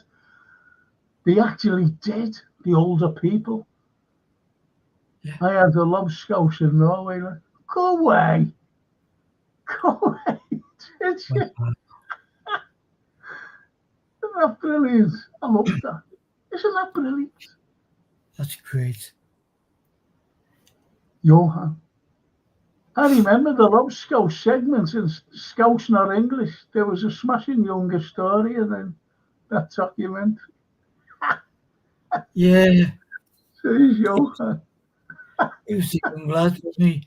On the bike, travelled the world on a bike, and he came to talk to you. Yeah. Do you know what he said? Will you do one this year with me? This was last November. He said, would you do a follow-up? I said, yeah, no problem. But I think he got wind of me health. But, you know, it's early days. I'm just waiting now to see whether they can fix me up. I just want to go away. Yeah. I just want to go. I need a break. Gary says, Naples is a rough today, but I love Naples. My daughter loves it. Francine. I was there. I said, yeah, there's Naples, there's Napoli. And it was a walkthrough. And she said, I've been there, Dad. I went up there and we went around the corner. I was just staying up around the corner, you know, so she was made up. She was made up. And thank you, Johan, for that. I really appreciate that. I really do. Christopher. Frank, your mate Jason Isaacs says accents come from jobs like mining and working with lime was dangerous breathing the stuff in. So, yeah.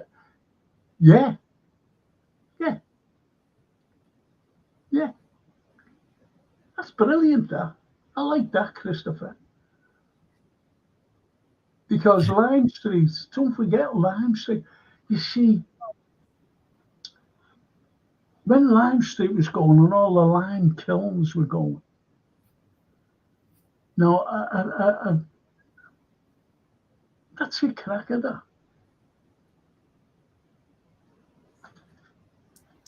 Because he moved out right down Scotland Road where people grew up. There we go.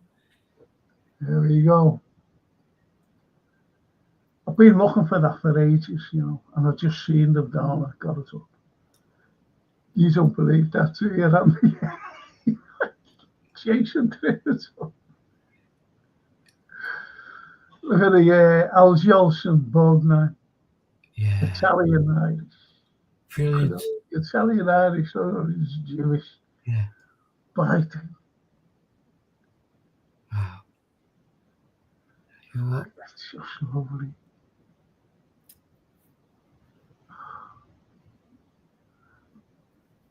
But Gary, I think you're right, mate, as well, about the mines and whatever. Simon. Francis Gerard Buscino, originally from Naples, is remembered by a portrait of artist David Jakes, part of the series As If in a Dream, Dreamt by Another, about migrant past in the city. I know the Buscinos. They actually anglicised the name, some of them, half of them, to butcher, because they needed work. They needed work. So there's Al and there's Ernesto Bernini. So we touched Al Jolson there. Go on. We touched on it before, and I don't like to dwell on it, but the fact that the comments you read out about the Irish from notable people, that obviously was the game plan for Italians, and possibly Norwegians, possibly Chinese. Anyone that comes in is immediately vetted by the hierarchy who aren't even British. No.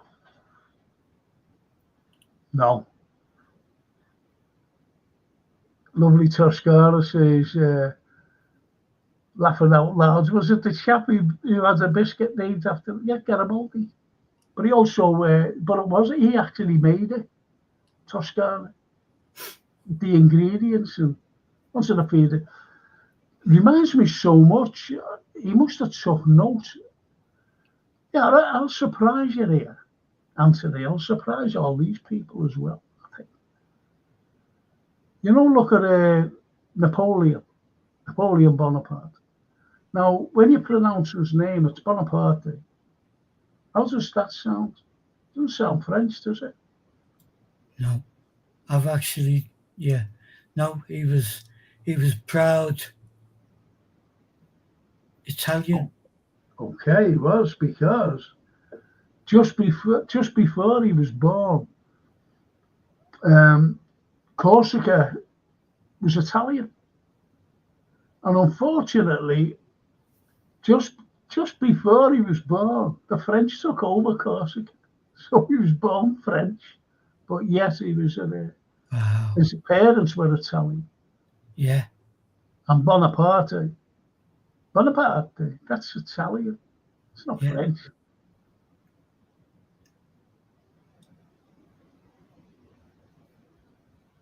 But you're right there. And he named the nice biscuits Nizzi after his birthplace. And he was going mad, Garibaldi, because it was they had to give it up, Nice, where he was born, because Nice is France. Nice is now France, but it was Italy. It was a part of Italy. The Spanish there, the Bourbons, it was terrible. And these revolutionists, they got a shot of a lot of them. Austrians, Germans, you name it, all there. The British.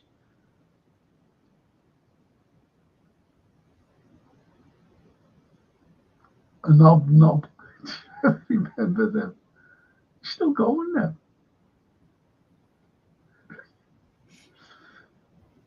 Gary, I know Buscino family. They had an ice cream business in Little Italy. I'm friends with Louis Buscino, lives in Waterloo now.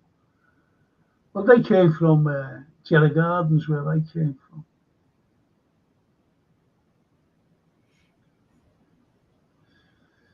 Yeah, the Bacinos.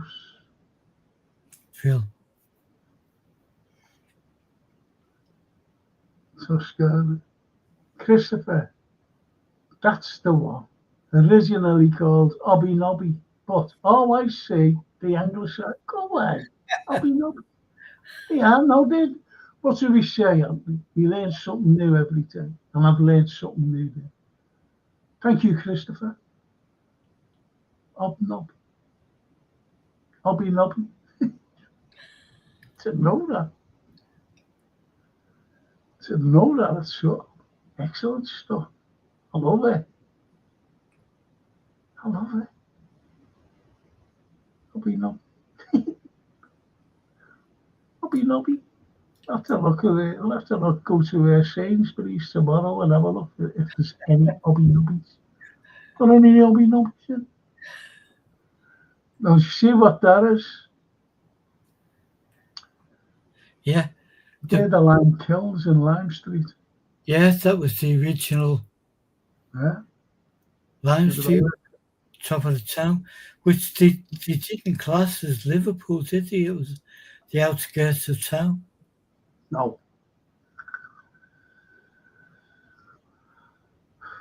So that was Lime Street, and there it is there. Okay, yeah. Now, in the background, now this is looking down towards the Mersey. And what you can see on the left, you see the church.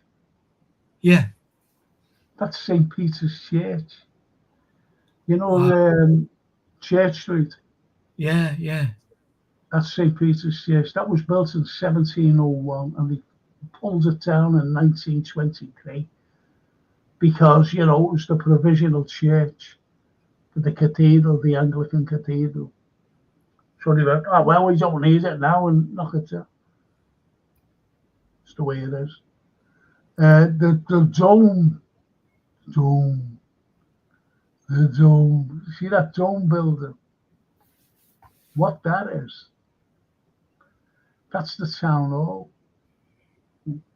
Wow. That's the town hall. And the church behind it, is St. Nick's.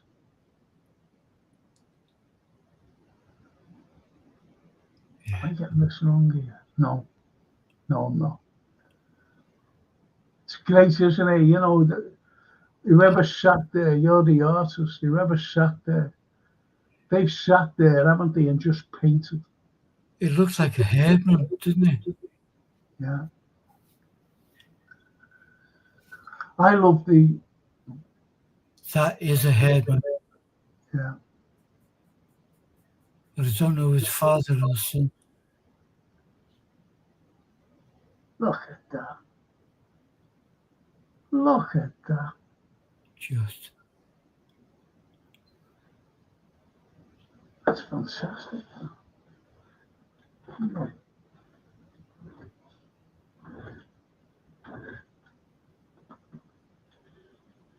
Beautiful.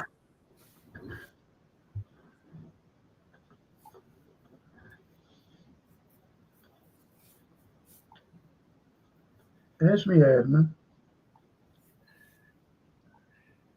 Yeah, we got the same book. Yeah. Oh, you would have, wouldn't you? Well, Laney spotted it, bought it by fluke. We went to where you gave your talk a few months ago, Port Sunlight. Yeah. They have every so often book fairs. And really? But we kind of got there like 5 minutes before the building closed and walked in, and Lane saw that there. And she said to the lady, oh, how much is this? It's great when you can pick up a bargain. I've had this years. The image is in it. You could do a whole program based on what the images, yeah, because they're all framed. We wouldn't have an idea what town was like if it wasn't for him and the like. No. I'm trying to find something in this book. There it is. But mine's in black and white, unfortunately. Yeah, mine too. Now, what I'm going to show, this is, I wonder if Jason can get it up. Jason, if you're still looking, can you find the very first zoological gardens in, be better a colour in Sheer Road? If you can, that is, if you can. And just show the people, because I think that would be fantastic if you could. I've got it here.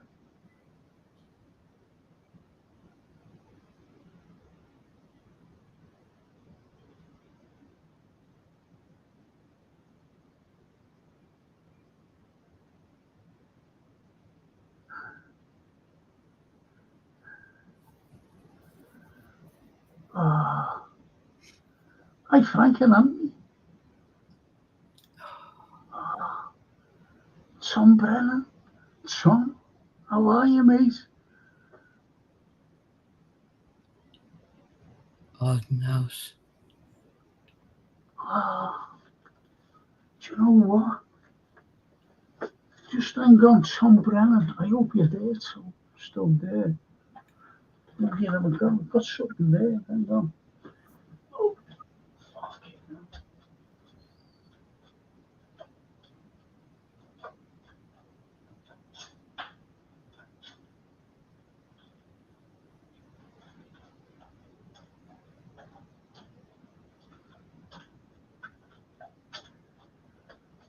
Oh.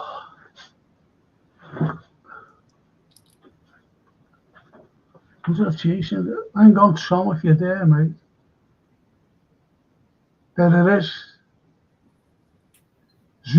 That's the fit. Look at that. That 1831. That's the very first zoo in the whole of the world. Fellow named Atkins opened. Wow. And Tom says, Arden House. That's the. I couldn't think. The Salvation Army builds a Beverton Bush. Arden House. Brilliant. Thank you, Tom, for that. I've got so I want to show you. I just want people to look at that. Frank, I remember you from the Snelly show. You read out one of my questions about Botanic Park. Yeah, one of the great,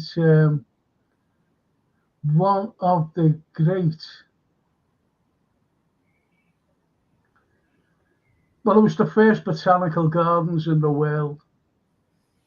And who designed and made it and was one of the greatest Liverpoolians. What's that?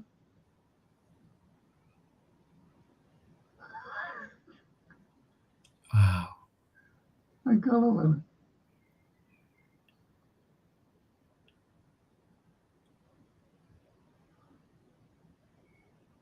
What's that?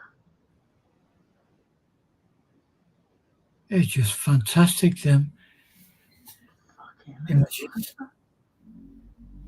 Look at the birds and everything. And do you know, to go in, when you first went in, he had a big arch. And they were full of eagles. And other, big birds of prey. My God.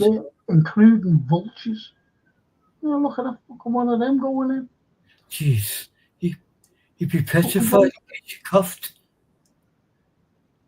David, the Salvation Army lodging house, it was called Arden House.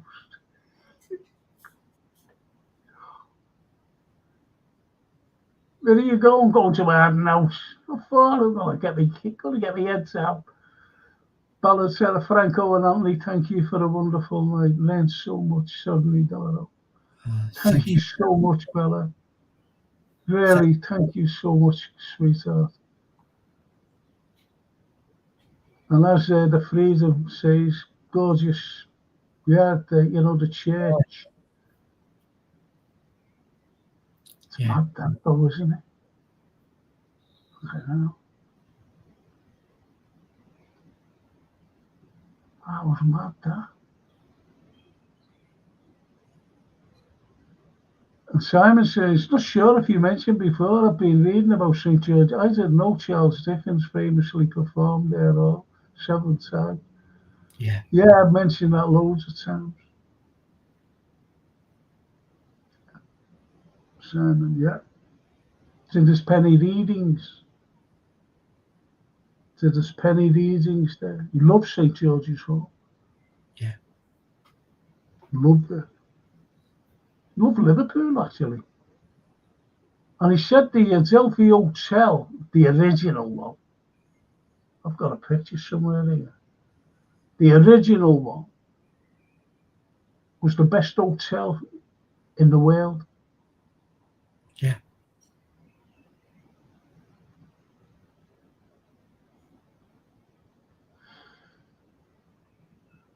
Simon says, I didn't know he didn't perform several times here in the small concert hall. Yeah, I've performed there myself. It's Jelly Dicko. Lobscouse is still really common in Norway. The cheapest budget supermarket called Kiwi has a deli counter selling coffee. So they must sell a deli. Thanks, Gary. Thank you. And Lee says there are a few churches in Liverpool that are left to rot, Oxford, including the old Merseyside Tech School. Another building close to a church that's left to rot also in a bad way. I do have photos with share. Thank you, Lee. Thank you. It's sad. If Lee Brennan's there, he's still there.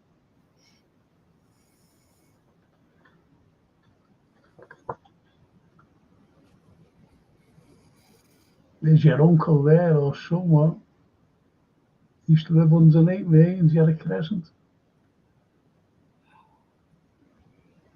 And I'll tell you where I am. Oh, they're all fucking dead. These are all my mates and they're all fucking dead, most of them. I don't know where I am, unfortunately. Let's see. Where am I? There, see that light? Can you see it? Yeah. Can you see that light? That's me turning my head. Wow. See there? That's me. I've got my head turned, the only one with my head turned. Most of them are dead. And I didn't even know 2 of them had died. And it's shocking. I get to find out because I'm here. See no one. That's what we say. Life moves so quick. Frank, It's horrible when you don't find out.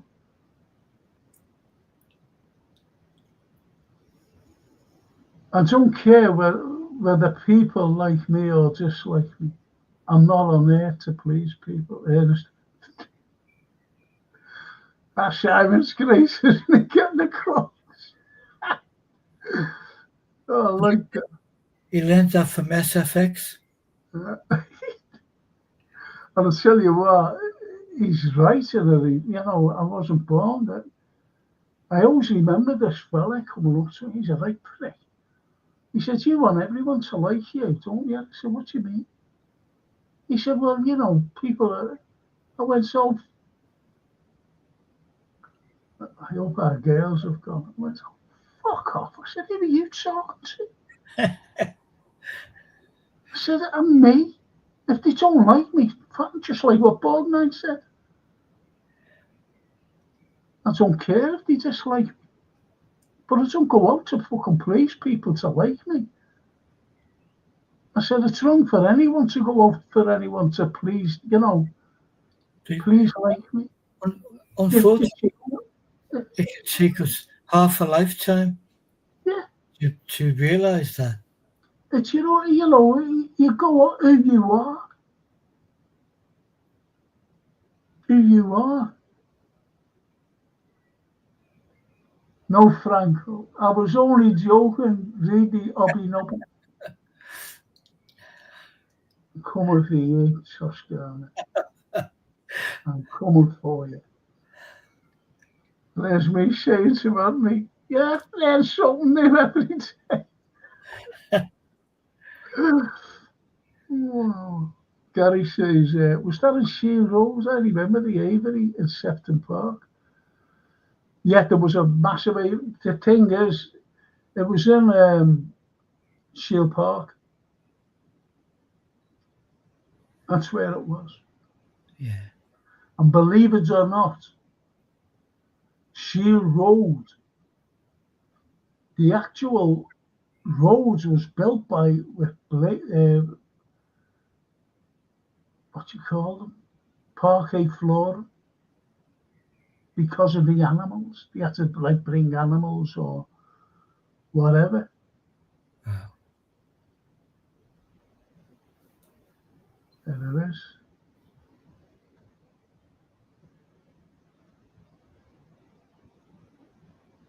There it is. I wonder if I could get that up.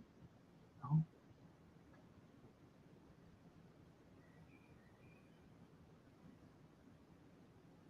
The zoological size of it, Sheep Park, that size of it. Wow. See, there's West Derby Road, look. My doctor's is only over there. Wow. So this is the great William Roscoe, isn't it? No, that's the zoological garden. Forgive me, Frank. Yeah. Yeah. No, it's the zoo. The gardens that William Roscoe was unbelievable, and it's still you know that it's still there today. It's still there, not the actual park itself with all these exotic plants.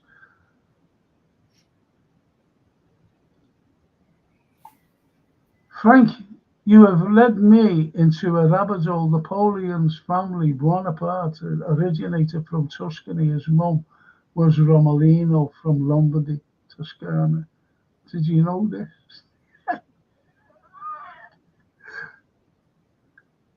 Well, I'm glad that someone's taking notice of us. I'll be doing Napoleon more, I promise that. But don't forget this. It's not tomorrow, is it? No, it's on Thursday. On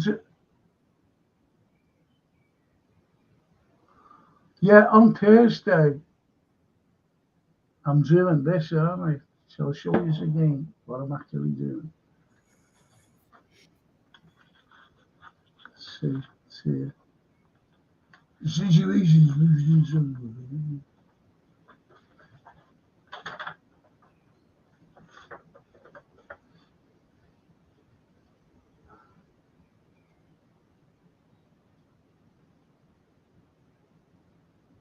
Jason's great.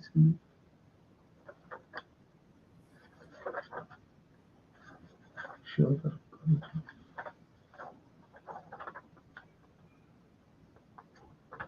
I can't see. Hello. Oh. Yeah.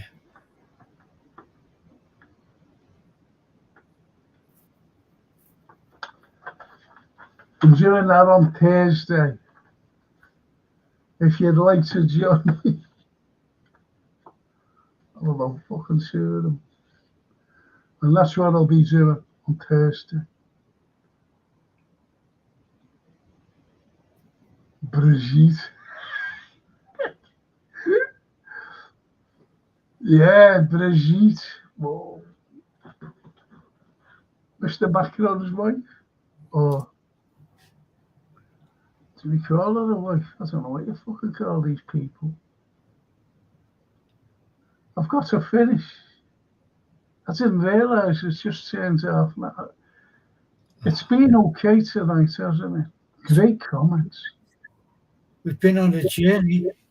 Been to Italy, been to Ireland. America, Montevideo, and Buenos Aires. Buenos Aires, and Montevideo, and Uruguay. Yeah. Being in the Med, Corsica, Bonaparte. It has been a journey though, hasn't it? It is, but that's what we love. That's what we love. Do you know Never know what? where this is going to stop. Do you know what? Did I say I was doing something tomorrow night? I don't know. I just don't know. I don't know.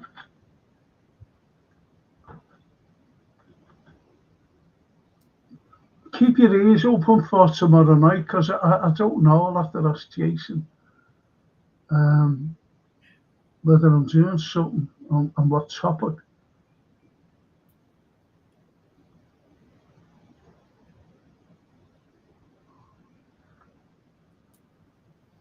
Anyway.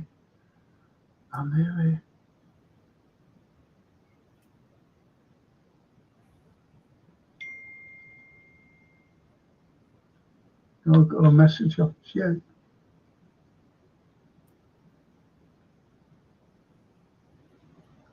Okay. Jason said I've never mentioned anything to him. No, and thank you, Frank, Anthony, Jason, legends in the chat.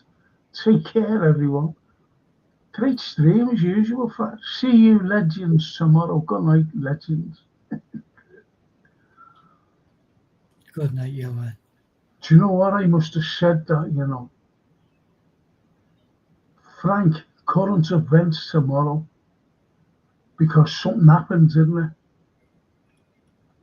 Yeah, and also you did the 2 last week, didn't you? I tell you, keep your ears open anyway, boys and girls. See if I am doing that.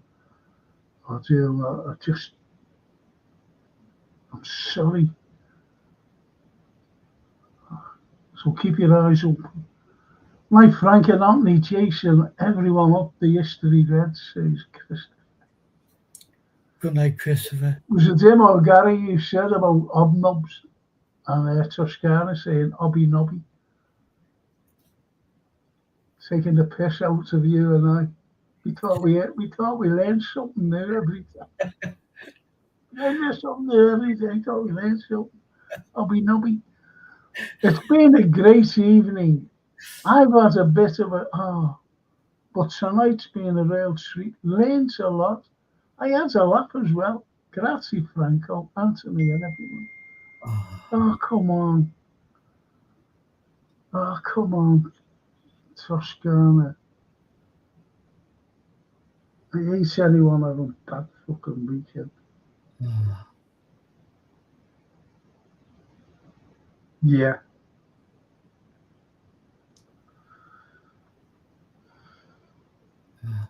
Listen, I'm going to do it. No, but people like you don't watch this will be looking out for Friday and the current affairs, because I really need to show something on Friday, and we never know how much changes. It's just like what that Trump said, war hero, Netanyahu. But keep your ears open for me tomorrow, okay? To come on live, I don't know what it'll be. It could be another But I've got something very important to say on Friday. I really am. I tell you what, Jason, yeah, do that picture. And if I don't show it tomorrow, I'll definitely show it Friday. It's only proof over things. So on that wonderful, lovely Toscana comment, thank you all. Thank you, every single one of you. Yeah.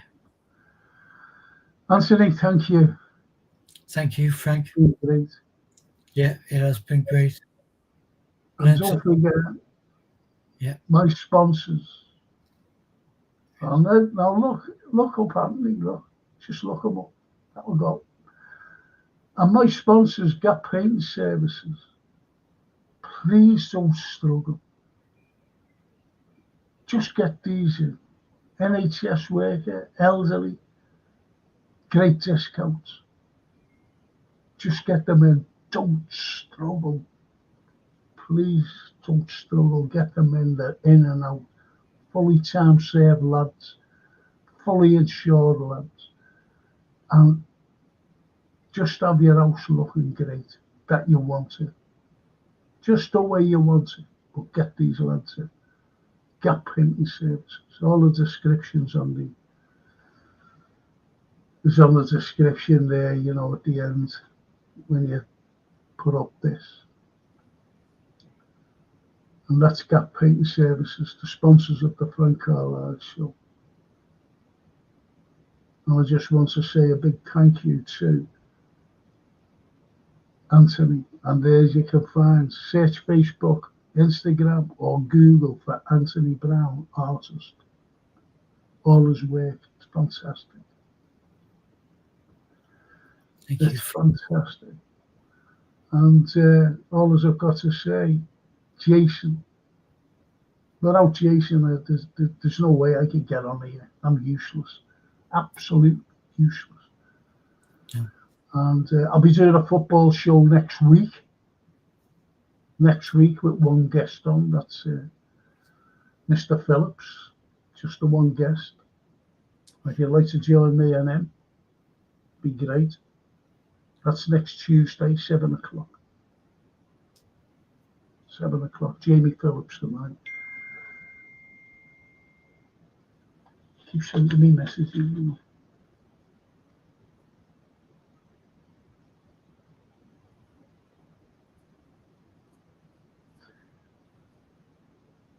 Do you know what he said? I'm sorry about your lasagna hangover. It's all that scotch he was pouring down my throat. And all the Peroni and everything else. So anyway, but the most important people are you people out there. Without you, we wouldn't have a show. We wouldn't have a podcast. We wouldn't be talking like this. Yeah. Thank you so much for joining me and Anthony. Yeah, big time. Thank you all. Yeah. And I might see you tomorrow night. You never know.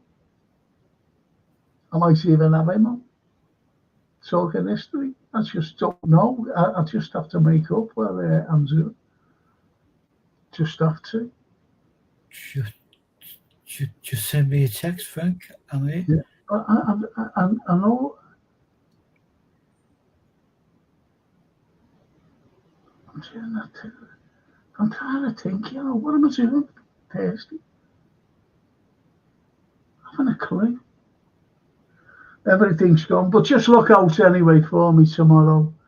And Anthony, if not, we'll be back next week with Anthony and the history.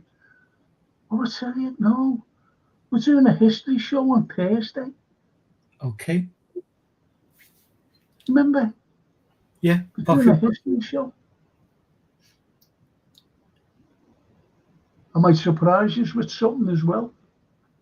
I love surprises. Might surprise this lot. That's chatters. I've surprised them. That'll be a good one.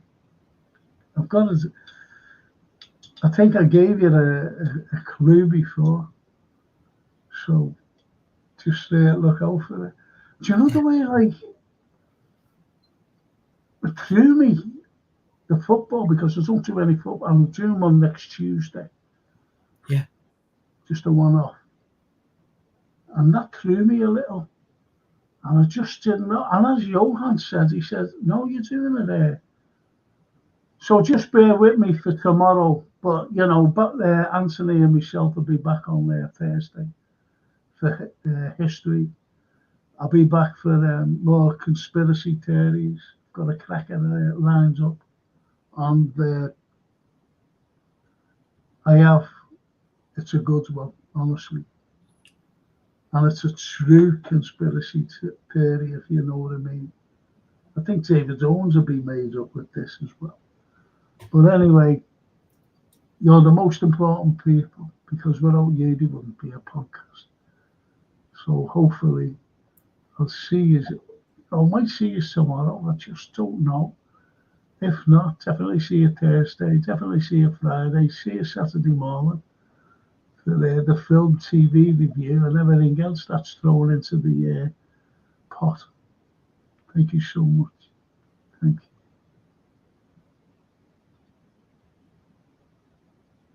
I'll be there for the conspiracy show, 6 feet and yeah, I'm doing that. It'll be a good one. It really will. I gave a clue before, a big clue, but the clue I gave is not for the you know what clue I gave for the conspiracy theory. But when Anthony and I were talking about the history one on Thursday, I did give a clue, not at all to do with what I showed you about the Queen, not at all. But it's a good one. So thank you, Freedom Jane. And on that wonderful note, hopefully I'll see you tomorrow. If not, definitely Thursday. Mille grazie. Ciao. Ciao, Bella.